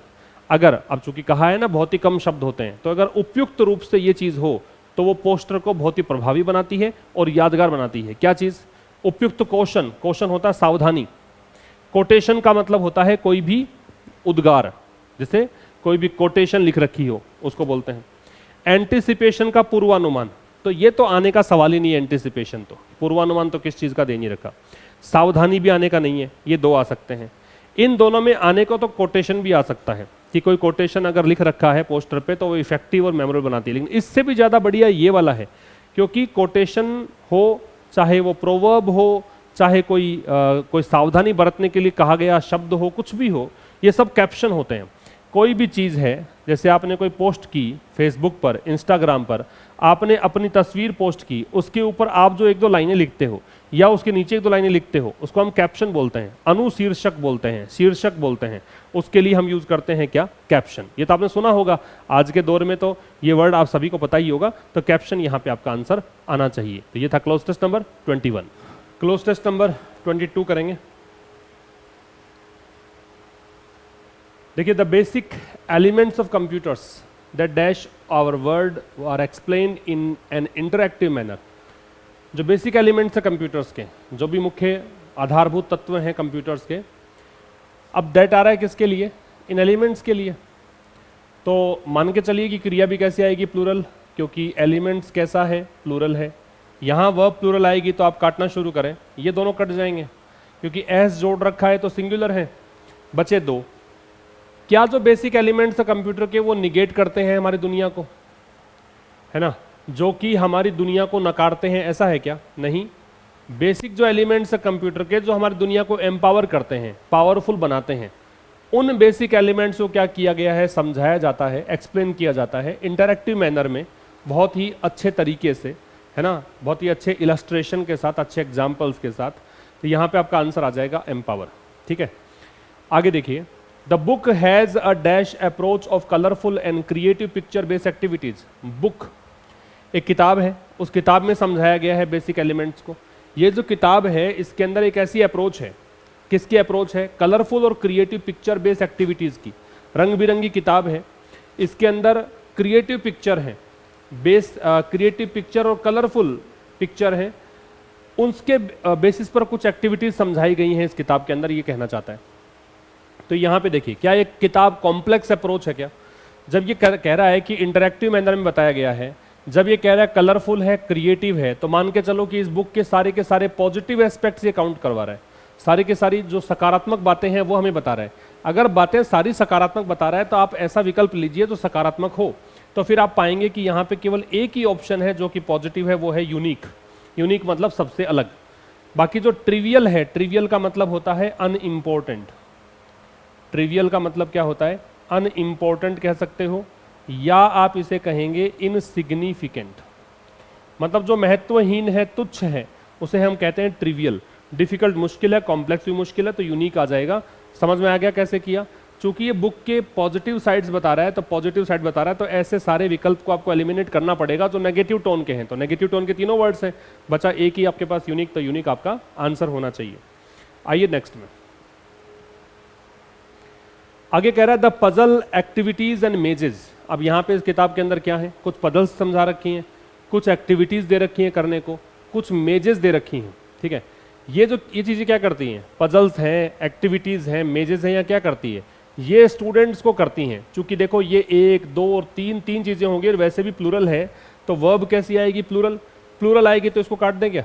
Helps cut जाएगा, क्योंकि एस जुड़ा हुआ है तो सिंगुलर है। बचे हुए ऑप्शंस में आप देखेंगे तो ये पास्ट की बातें कर रखी है इन दोनों में, ये पास्ट इंडेफिनेट है, ये पास्ट परफेक्ट है, जबकि ये बता रहा है कि ऐसा ऐसा होता है। आप पिछली स्लाइड में भी जाएंगे तो आपको सारे के सारे प्रेजेंट के ही क्रियाएं मिलेंगी, तो ये सब प्रेजेंट में ही चल रहा है। तो आप इसके अंदर ऑप्शन करिए 2 नंबर, हेल्प करते हैं। तो जो पजल्स हैं, एक्टिविटीज़ हैं, मेजेस हैं, ये स्टूडेंट्स की हेल्प करती हैं। किस चीज़ में हेल्प करती हैं? डेवलप करने में। किस चीज़ को? क्रिटिकल थिंकिंग, कि मानव का जो ब्रेन है, इंसान का जो ब्रेन है, स्टूडेंट्स का ब्रेन है, वो क्रिटिकल तरीके से सोच सके, थोड़ा एनालाइज कर पाए, लॉजिकल अप्रोच रख सके, और मोटर स्किल्स है ना उसको डेवलप कर सके। ठीक है, तो यहां पे आपका आंसर क्या आ जाएगा? हेल्प। आगे आइए, आफ्टर एवरी लेसन। अब हर लेसन के बाद में क्या दे रखा है इस किताब में? हर लेसन के बाद में इस किताब में एक्सरसाइजेस दे रखी हैं। और ये एक्सरसाइजेस कैसी हैं? क्या ये एक्सरसाइज सुपरफिशियल है? क्या ये इरेशनल है? क्या ये बैफलिंग है? बैफलिंग का मतलब होता है सब कंफ्यूजिंग। फिर से आप समझिए कि इसका टोन कैसा हो गया? नेगेटिव। इरेशनल का मतलब होता है असंगत, जिसका कोई लेना देना ही नहीं है। आपने पढ़ा लेसन, उस लेसन के बारे में कुछ पूछा ही नहीं, कुछ अलग ही पूछ लिया, वो कहलाता है इरेशनल। सुपरफिशियल का मतलब ऊपर ऊपरी, केवल ऊपरी सतह ही बातें की गई है, कोई भी चीज गहराई से नहीं समझाई गई है। तो ये सब नेगेटिव टोन के वर्ड्स हैं, इसलिए आप तीनों को हटा के आप जा सकते हैं तीसरे ऑप्शन में। और तीसरा ऑप्शन क्या है? ब्रेनस्टॉर्मिंग। ब्रेनस्टॉर्मिंग का मतलब होता है आपको सोचने पर मजबूर करने वाली एक्टिविटीज दे रखी हैं। तो हर लेसन के बाद में कुछ ब्रेनस्टॉर्मिंग एक्सरसाइजेस दे रखी हैं, ऐसी एक्सरसाइजेस दे रखी हैं, ऐसा अभ्यास दे रखा है जो आपको सोचने में मजबूर करेगा। तो ब्रेनस्टॉर्मिंग। आर इनकॉर्पोरेटेड, जो इनकॉर्पोरेटेड वर्ड है इसका मतलब होता है इन्वॉल्व। ठीक है, इनको शामिल किया गया है, किस लिए? To dash the conceptual understanding of the students, ताकि स्टूडेंट्स की जो कॉन्सेप्ट को लेकर अंडरस्टैंडिंग है, कॉन्सेप्चुअल अंडरस्टैंडिंग है, वो क्या हो सके। अब देखो टू लगा रखा है, तो टू के साथ कौन सी फॉर्म आती है? Base form. याद रखिए क्लोज टेस्ट में ये सब चीजें ही तो काम आती हैं। आपको एक एक चीज का पता होना चाहिए, आपको चारों ऑप्शंस डिस्कस करने आने चाहिए, आपको ग्रामर आनी चाहिए। ये सब चीजें कर लोगे तो क्लोज टेस्ट गलत होगा ही नहीं। टू के साथ कौन सी form? Base form. Base form आएगी, तो यहाँ पे बेस फॉर्म दे रखी है। इवोल्यूशन जो है वो नाउन है, क्योंकि TION दे रखा है लास्ट में, ये तो नाउन है, तो ये तो आएगा नहीं। इवोल्व वर्ब की बेस फॉर्म है, ये आपका आंसर हो जाएगा। क्लियर है? आगे आइए, आगे कह रहे हैं 23rd है ये। I went on dash trying to find out how to. I went on मतलब कोई भी काम गो ऑन करते हो, वेंट ऑन करते हो मतलब वो काम कैरी ऑन करते हो, वो काम अब कंटिन्यू करते हो। तो मैं जारी रहा, मैं करता रहा, क्या? ट्राइंग, कोशिश करता रहा। किस चीज को प्राप्त करने की? ये पता लगाने की भी कोई भी काम, एक प्रोसेस चल रहा था दिमाग में था कि मैं इस चीज को करूं तो कैसे करूं, है ना, इस चीज के बारे में सोचता रहा। आई रोट 2 और 3 नॉवेल्स, मैंने 2 या 3 नॉवेल्स लिख दिए, और मुझे फील भी नहीं हुआ कि मैंने इतनी प्रोग्रेस कर ली है, मैंने इस काम में इतनी प्रोग्रेस कर ली है। तो ये प्रोग्रेस ज़्यादा है कि कम है? सोचो। जब इसने कहा है कि मैंने 2 या 3 नॉवेल्स लिख दिए, इसका मतलब प्रोग्रेस ठीक ही है ना, कम तो नहीं है। तो ये बेयरली तो आएगा नहीं, बेयरली तो होता है हार्डली, कि मैंने कोई प्रोग्रेस की ही नहीं है, मैं एक भी पेज नहीं लिखा है ना, तब तो आप कहो कि बेयरली आ जाए। लेकिन यहाँ तो इसने 2-3 नॉवेल्स लिख रखे हैं, तो ये तो आएगा नहीं। नो सूनर का मीनिंग निकलेगा नहीं। नो सूनर होता है एज सून एज, जैसे ही ये हुआ, है ना, ये दे नहीं रखा। सो आ सकता है या फिर मच आ सकता है। सो ऐसे आएगा नहीं, so progress, I had made so progress बनेगा नहीं। ठीक है, इसलिए क्या बनेगा? अधिक के अर्थ में क्या आ जाएगा? Much progress. तो आपका आंसर क्या आ जाएगा? 2 नंबर। बात रही इसकी पहले की, ये क्या आएगा? तो मैं कोशिश करता रहा। कैसी कोशिश करता रहा? क्या मैं प्लेफुली का मतलब होता है फनी तरीके से, है ना, फनी तरीके से, या फिर सीरियस ना होकर, बिल्कुल भी गंभीर ना होकर कोशिश करता रहा। एम्बिग्यूअसली नेगेटिव वर्ड है, ये होता है संदिग्ध रूप से, मतलब मेरे पास कोई चीज़, मैंने कोई स्टेटमेंट बोला और उस स्टेटमेंट को सुनकर आप एग्जैक्टली ये नहीं बता पाओ कि मैं बात किसके बारे में कर रहा हूं, मैं क्या बताना चाहता हूं, तो फिर उसको एम्बिग्यूअसली कहा जाता है। तो ये तो नेगेटिव वर्ड है। प्लॉजिबली होता है वो रीजनेबली होता है ना, व्यवहारिक रूप से, प्रैक्टिकली, जिस पर विश्वास हो सके उसको बोलते हैं प्लॉजिबली। तो आई वेंट ऑन, स्टेडियम मतलब बहुत ही धीरे धीरे, तो मैं कोशिश करता रहा। कोशिश कैसे? धीरे धीरे कोशिश करता रहा, स्टडी तरीके से बढ़ता रहा, धीमे धीमे बढ़ता रहा। मैंने 2 या 3 नॉवेल लिख दिए, मुझे फील भी नहीं हुआ कि मैंने कोई ज़्यादा प्रोग्रेस की है। इसका मतलब इसका प्रोसेस है वो धीरे धीरे चल रहा है, लेकिन लगातार चल रहा है। आपका आंसर क्या आ जाएगा? स्टडीली आ जाएगा। ठीक है, आगे देखो नंबर 3, खुद भी करके देखते रहना, वीडियो को पॉज करके, वही तरीके काम आएंगे। It was not until I wrote Ethan from, अब ये नाम है, ये नाम है नॉवेल का। तो मैंने एक किताब लिख दी थी एथन फ्रॉम के नाम से, दैट आई सडनली फेल्ट, फिर मैंने अचानक से महसूस किया कि artisans full dash of his implements. क्या महसूस किया मैंने? द आर्टिजन, जो कलाकार था, आर्टिजन जो भी विशेषज्ञ था, जो भी एक्सपर्ट जिसके बारे में मैंने लिखा है, उसका full dash of his implements, जो भी उसके पास टूल्स थे, इम्प्लीमेंट्स का मतलब होता है टूल, जो भी उसके पास हथियार थे, जो भी उसका साधन थे, उसने उन सभी साधनों का पूरी तरीके से क्या किया है? इस्तेमाल किया है। तो फुल रिजिडिटी होता है कठोरता। रिजिड अगर कोई चीज है तो वो बहुत ही कठोर है, बहुत ही टफ है। डिसेंट का मतलब होता है असहमति, डिसअग्रीमेंट को बोलते हैं। ठीक है, स्टेबिलिटी का मतलब होता है स्थिरता। तो देखो यहां पे क्या चाहिए आपको? नाउन चाहिए पहली बात तो, और सारे के सारे नाउन हैं यहाँ पे। नाउन इसलिए चाहिए कि अपोस्ट्रोफे लगा रखा है तो नाउन की जरूरत है। ये फुल तो एडजेक्टिव लगा ही दिया इसने। तो क्या कह रहा है कि जब तक मैंने एथान फ्रॉम नहीं लिखी तब तक की फीलिंग अलग थी, जब मैंने ये लिख दिया तो मुझे अचानक से महसूस हुआ, क्या महसूस हुआ? कि जो आर्टिजन है, जो एक्सपर्ट है, जो डेक्स्ट्रस स्किल्ड है, उसका अपने टूल्स पर पूरा का पूरा क्या था? पूरा का पूरा दे रखा है, इसलिए यहाँ पे ज़्यादा सही रहेगा नियंत्रण, पूरा नियंत्रण था। ये फुल नहीं होता तो हम सोचते फिर स्टेबिलिटी थी क्या थी, लेकिन इम्प्लीमेंट्स, जो भी उसके पास टूल्स हैं, जो भी साधन हैं, उनका अच्छे से वो यूज करना जानता है, उन पर उसका कंट्रोल है, नियंत्रण है, इसलिए आपका आंसर आएगा क्या? Control. When Ethan from first appeared, जब ये पहली बार अपीयर हुआ, आई वॉज डैश क्रिटिसाइज्ड, मतलब जब ये नॉवेल पहली बार मार्केट में आया तो मेरी की गई आलोचना, और आलोचना की गई है तो कैसे की गई है? आपको चाहिए एडवर्ब। ये क्रिटिसाइज तो हो गई क्रिया, इस क्रिया का चाहिए एडवर्ब। सेलेक्टिवली, चुन चुनकर आलोचना की गई। लेजिबली होता है जो पढ़ने में आए, जो चीज सुपाठ्य हो, जो आप क्लियरली पढ़ पाओ, वो होता है लेजिबली। सीवियरली होता है बहुत ही ज्यादा, है ना, बहुत ही सीवियर तरीके से। और इंटेलिजिबली का मतलब होता है जिसे आप समझ सकते हो। कोई चीज इंटेलिजिबल है, इसका मतलब आप उसे समझ सकते हो।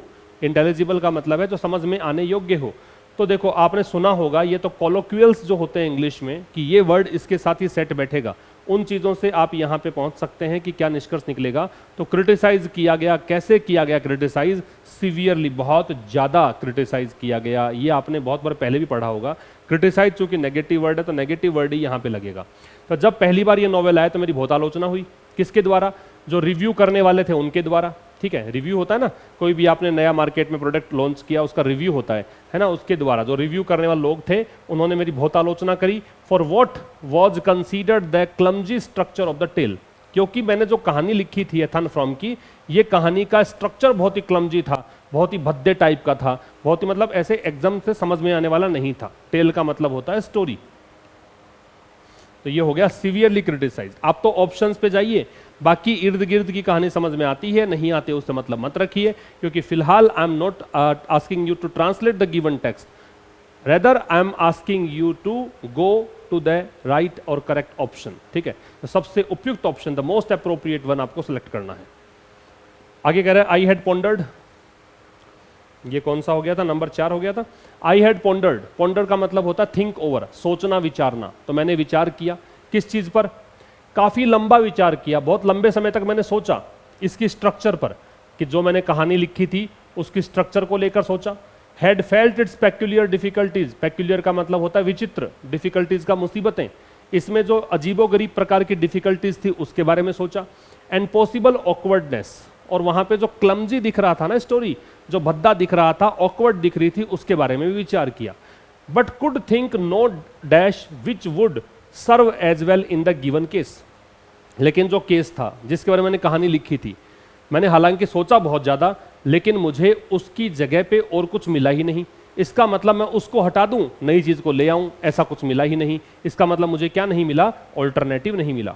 एजुडिकेशन का मतलब होता है निर्णय, डिसीजन। एजुडिकेशन का मतलब होता है decision.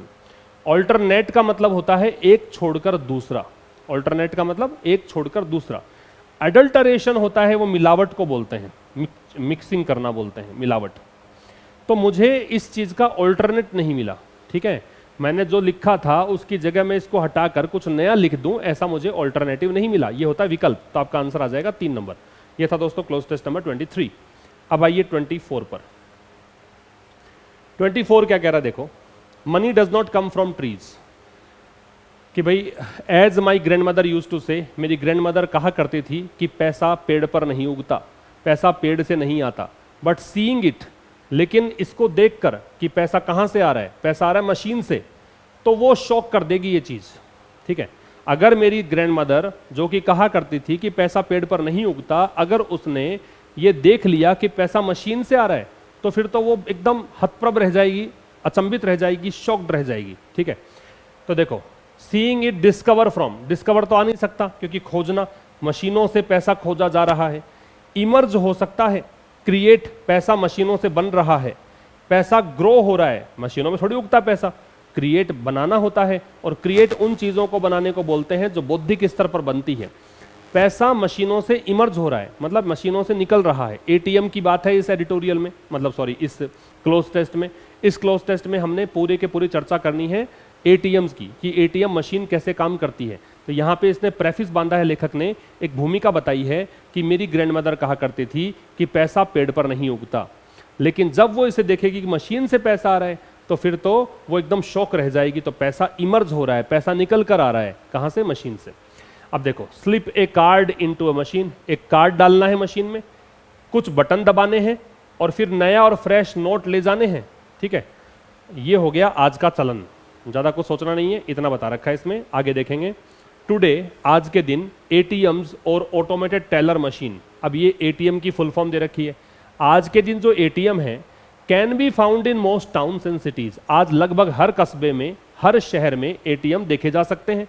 You are able to withdraw cash at any time, आप चाहो तब कैश ले सकते हो, डे और नाइट, दिन हो या रात। Because they typically dash around the clock, क्योंकि ये जो एटीएम्स हैं वो पूरे दिन काम करते हैं, 24 घंटे काम करते हैं। अराउंड द क्लॉक क्या होता है?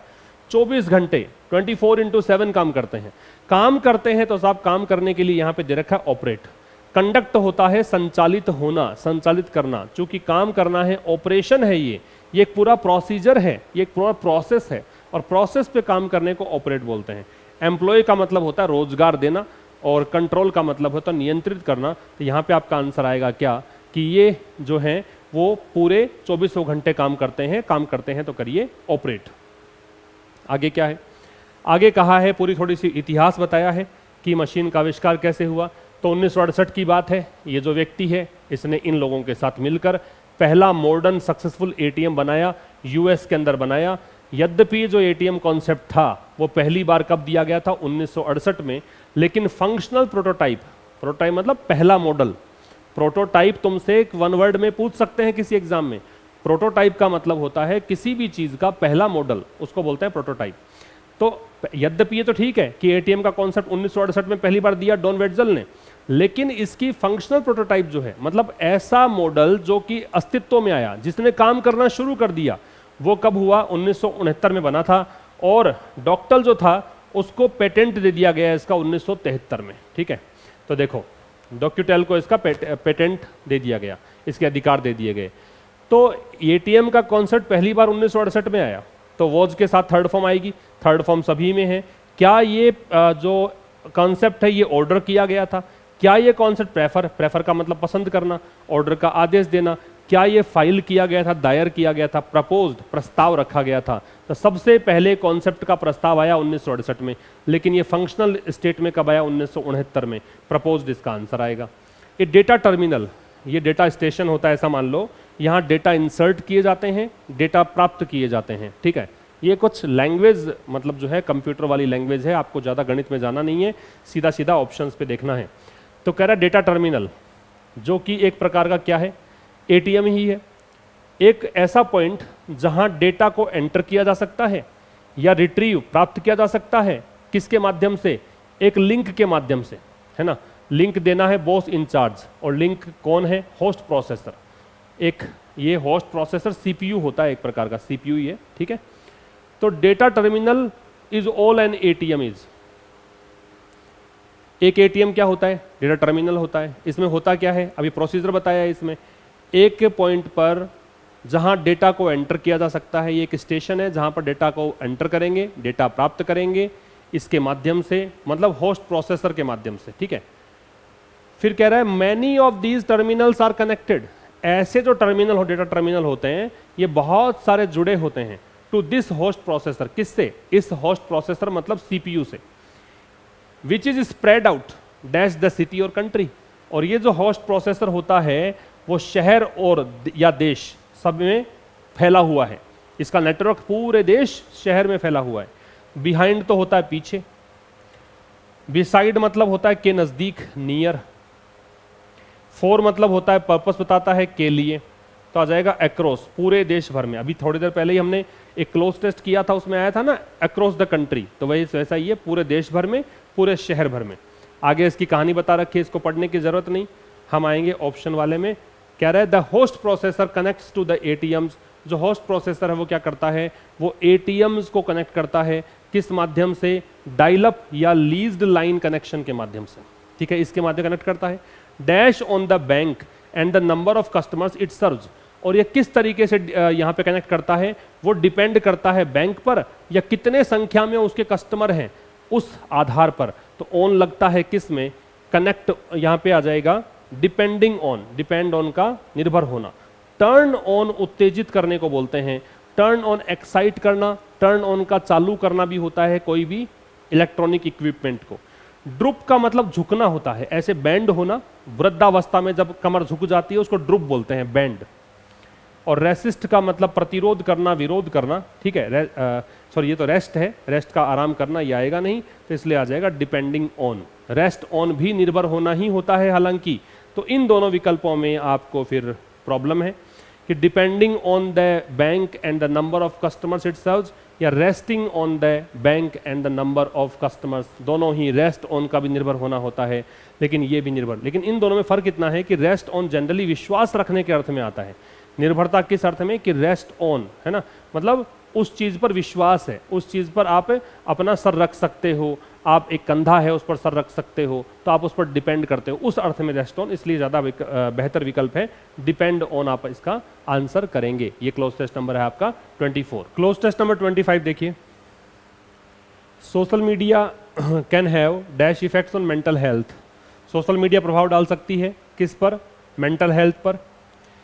कारण क्या है कि इसमें स्टडीज जो काफ़ी अध्ययन हुए हैं इस बारे में, और वो दिखाते हैं, सजेस्ट करते हैं कि excessive use can lead to feelings of anxiety, depression and loneliness, कि अगर आप सोशल मीडिया का इस्तेमाल ज़्यादा करते हो, ज़रूरत से अधिक करते हो, तो फिर आपको चिंता, तनाव या अकेलापन, ये सब चीज़ें दिखने लग जाती हैं। तो ये प्रभाव कैसे हैं, आप देखिए मेंटल हेल्थ पे असर डाल रहे हो, ये नेगेटिव प्रभाव है, ये नेगेटिव प्रभाव है, ये नेगेटिव प्रभाव है। तो देखिए पॉजिटिव तो वर्ड कट गया, डिजायरस का मतलब होता है इच्छित, इच्छुक जो है, मतलब जैसे मैं डिजायरस हूँ कोई चीज़ को करने का, I am desirous of doing this, तो फिर वो इच्छुक हूँ मैं, मतलब आई यर्न फॉर दैट थिंग, मुझे उस चीज़ को करने की इच्छा है, ललायित हूँ, ये आएगा नहीं यहाँ पे। डेलीरियस जो होता है वो एक प्रकार से बहुत ज़्यादा एक्साइटेड हो, बहुत एक्साइटेड हो, मतलब ये एक प्रकार की पागलपन होता है, डेलीरियम से डेलीरियस बनता है, डेलीरियम ये होता है एक प्रकार का उन्माद, पागलपन, ठीक है। डेलीरियस का मतलब जो व्यक्ति उन्मादी हो, पागल हो, उसे बोलते हैं। डेट्रीमेंटल आएगा, डेट्रीमेंटल का एक सिनोनिम होता है हार्मफुल, ठीक है, हार्मफुल कह दो, परनिशियस कह दो, समझ रहे हो, तो इसको बोलते हैं हम हानिकारक, परनिशियस कह दो, हार्मफुल कह दो, हानिकारक। तो ये असर कैसे हैं, हानिकारक है, डेट्रीमेंटल आपका आंसर आ जाएगा।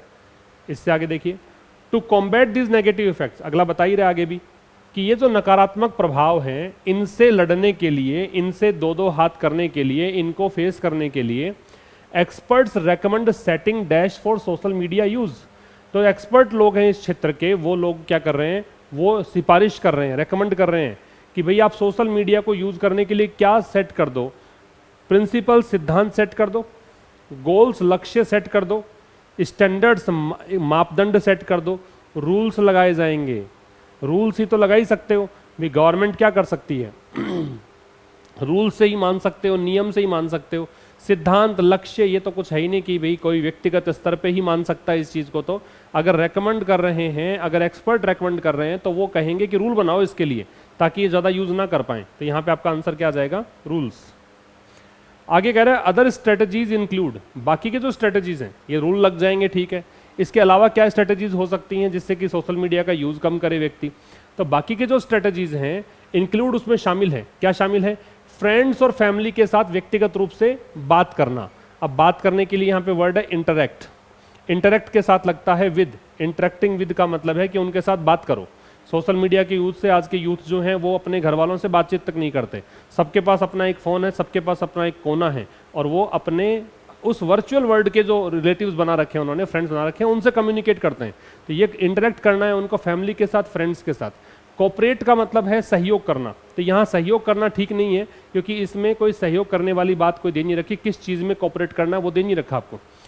इन्वॉल्व का शामिल होना है, एंट्रस्ट का सौंपना है, एंट्रस्ट का मतलब एक प्रकार से प्रोवाइड है, जिम्मेदारी सौंपना इत्यादि के लिए हम एंट्रस्ट का यूज करते हैं, तो इंटरेक्ट आ जाएगा, विद लगा रखा है इसलिए। आगे कह रहा है एंगेजिंग इन हॉबीज, एक काम और कर सकते हैं कि जिस चीज में आपका बहुत शौक है, ये वाला काम छोड़कर सोशल मीडिया चलाने का ही हॉबी है वो एक अलग चीज़ है, बाकी जिस चीज़ में आपकी हॉबी है, आप पूछे कि आपकी हॉबी क्या है तो कोई कहता है क्रिकेट खेलना मेरी हॉबी है, कोई कहता म्यूजिक सुनना मेरी हॉबी है, कोई कहता डांस करना मेरी हॉबी है। तो ये जो हॉबीज़ हैं उसमें एंगेज हों। और फिजिकल एक्टिविटी, कोई भी फिजिकल एक्टिविटी है जिसमें मतलब शरीर की ऊर्जा एग्जॉस्ट हो सके, मतलब कहें कि शारीरिक श्रम जिसमें हो सके वो काम करें। And seeking professional dash if necessary, और अगर ज़रूरत पड़ जाए, बहुत ज़्यादा एडिक्शन इसका हो गया है, इसकी लत पड़ गई है, ज़रूरत पड़ जाए तो भी प्रोफेशनल तरीके से, प्रोफेशनल्स से जो इस क्षेत्र में डील करते हैं उनसे आप क्या कर सकते हो, गाइडेंस भी ले सकते हो। उनसे क्या इन्फॉर्मेशन लोगे आप, क्या उनसे कंसर्न चिंता होती है, एडवाइज हो सकता है, लेकिन ये दे रखा है एडवाइज, ये होना चाहिए था एडवाइस, ये होती है नाउन और ये होती है क्रिया। आपको चाहिए नाउन क्योंकि प्रोफेशनल एग्जेक्टिव दे रखा है, आगे नाउन चाहिए तो आपका आंसर आएगा एडवाइस। एडवाइस है नहीं तो कर दो गाइडेंस, मार्गदर्शन, ठीक है। आगे क्या है, एज सच मतलब एग्जैक्टली। इट इज इंपॉर्टेंट, बहुत जरूरी है, to be dash of its potential drawbacks. Potential मतलब होता है पॉसिबल और ड्रॉबैक्स का मतलब होता है कमियां।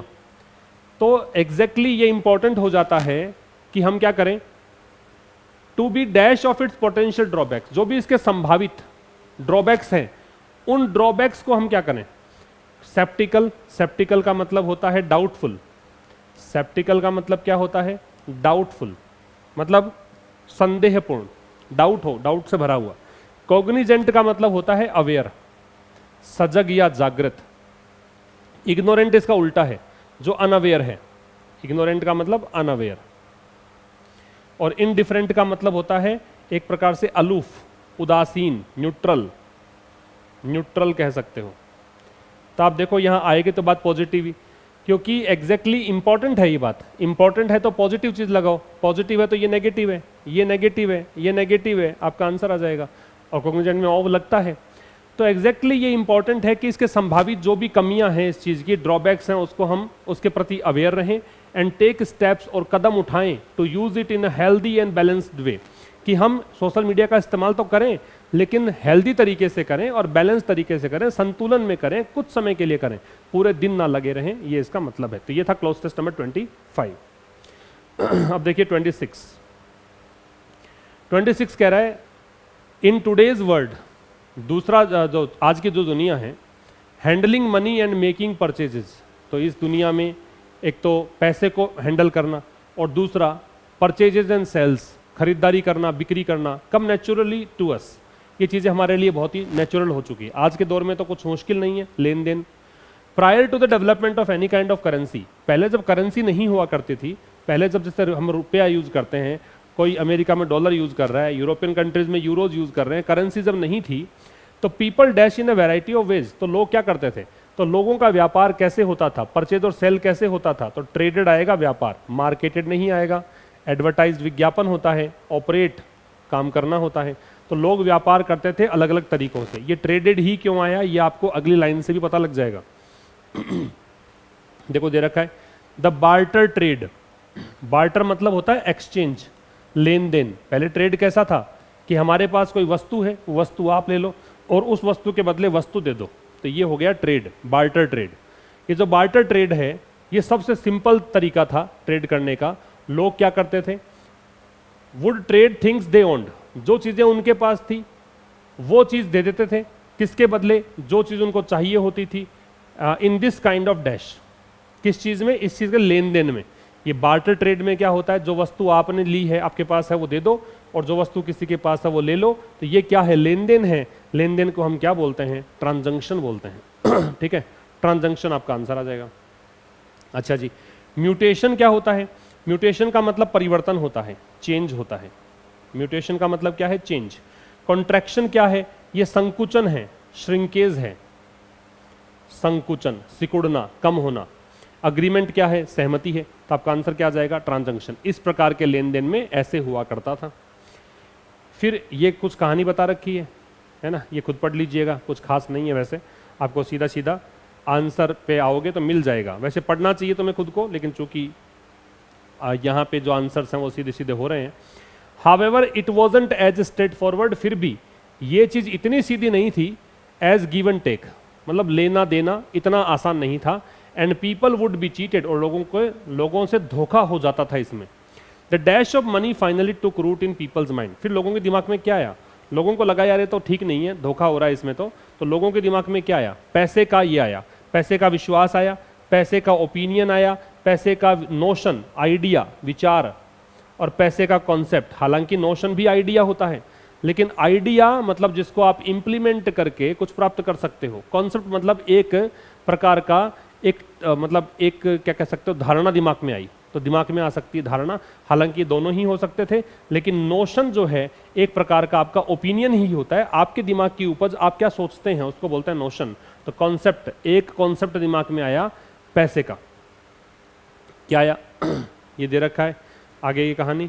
इससे आगे देखिए, जैसे जैसे टाइम बीतता गया, the idea of carrying a bulky coin pouch, तो पहले क्या था, सिक्के रहते थे, है ना, कॉइन्स थे, कॉइन्स की थैली लेके निकलता था व्यक्ति, कुछ खरीदारी करनी है तो ये जो बल्कि भारी भरकम जो ये कॉइन का पाउच हुआ करता था, वो बिकेम लेस, वो हो गया था less dash, because it attracted robbers, क्योंकि वो थैली देखकर तो जो डकैत थे वो भी अट्रैक्ट होते थे कि लूट लेके जाते थे पैसे। ठीक है, तो ये चीज क्या हो गई, लेस अपीलिंग हो गई। अपीलिंग का मतलब होता है attractive.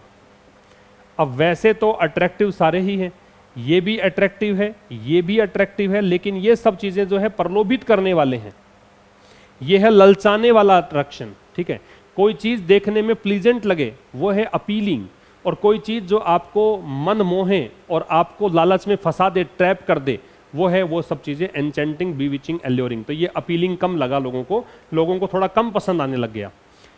In accordance with this concept, और इस कॉन्सेप्ट के according banks lighter issued notes. अब चूंकि सिक्के जो रोबर्स को अट्रैक्ट करने लग गए, तो फिर जरूरत पड़ी नोट्स की। तो बैंक्स ने फिर क्या किया, बैंक्स ने नोट्स जारी करना शुरू कर दिया, in exchange for dash gold that could be used as cash. किसके बदले में, गोल्ड के बदले में। तो जो पैसा जो गोल्ड कस्टमर जमा करवाता था बैंक में, उसके बदले बैंक देता था ग्राहक को नोट। तो पैसा कहाँ क्या करते हो, जमा करते हो बैंक में, डिपॉजिट करते हो, कलेक्ट इकट्ठा करना होता है। कंटेन का मतलब किसी चीज में समाहित होना होता है, और सेटल्ड पता ही है, सेटल होना होता है। तो पैसा बैंक में क्या होता है, डिपॉजिट। तो गोल्ड जो डिपॉजिट होता था बैंक में, उसके बदले में बैंक देता था क्या, आपको नोट्स। तो ये था दोस्तों क्लोज टेस्ट नंबर 26 तक। 13 तक मैं पढ़ा चुका हूं आपको, 14 से 26 तक इस पार्ट में आ गया है। अगले पार्ट में जल्द ही 27 to 39 क्लोज टेस्ट का अंतिम पार्ट भी अपलोड हो जाएगा। उसके बाद में कोई नया सेगमेंट जो भी आपसे ऐसे CGL में पूछा गया था वो हम बात करेंगे। तब तक के लिए नमस्कार, थैंक यू वेरी मच।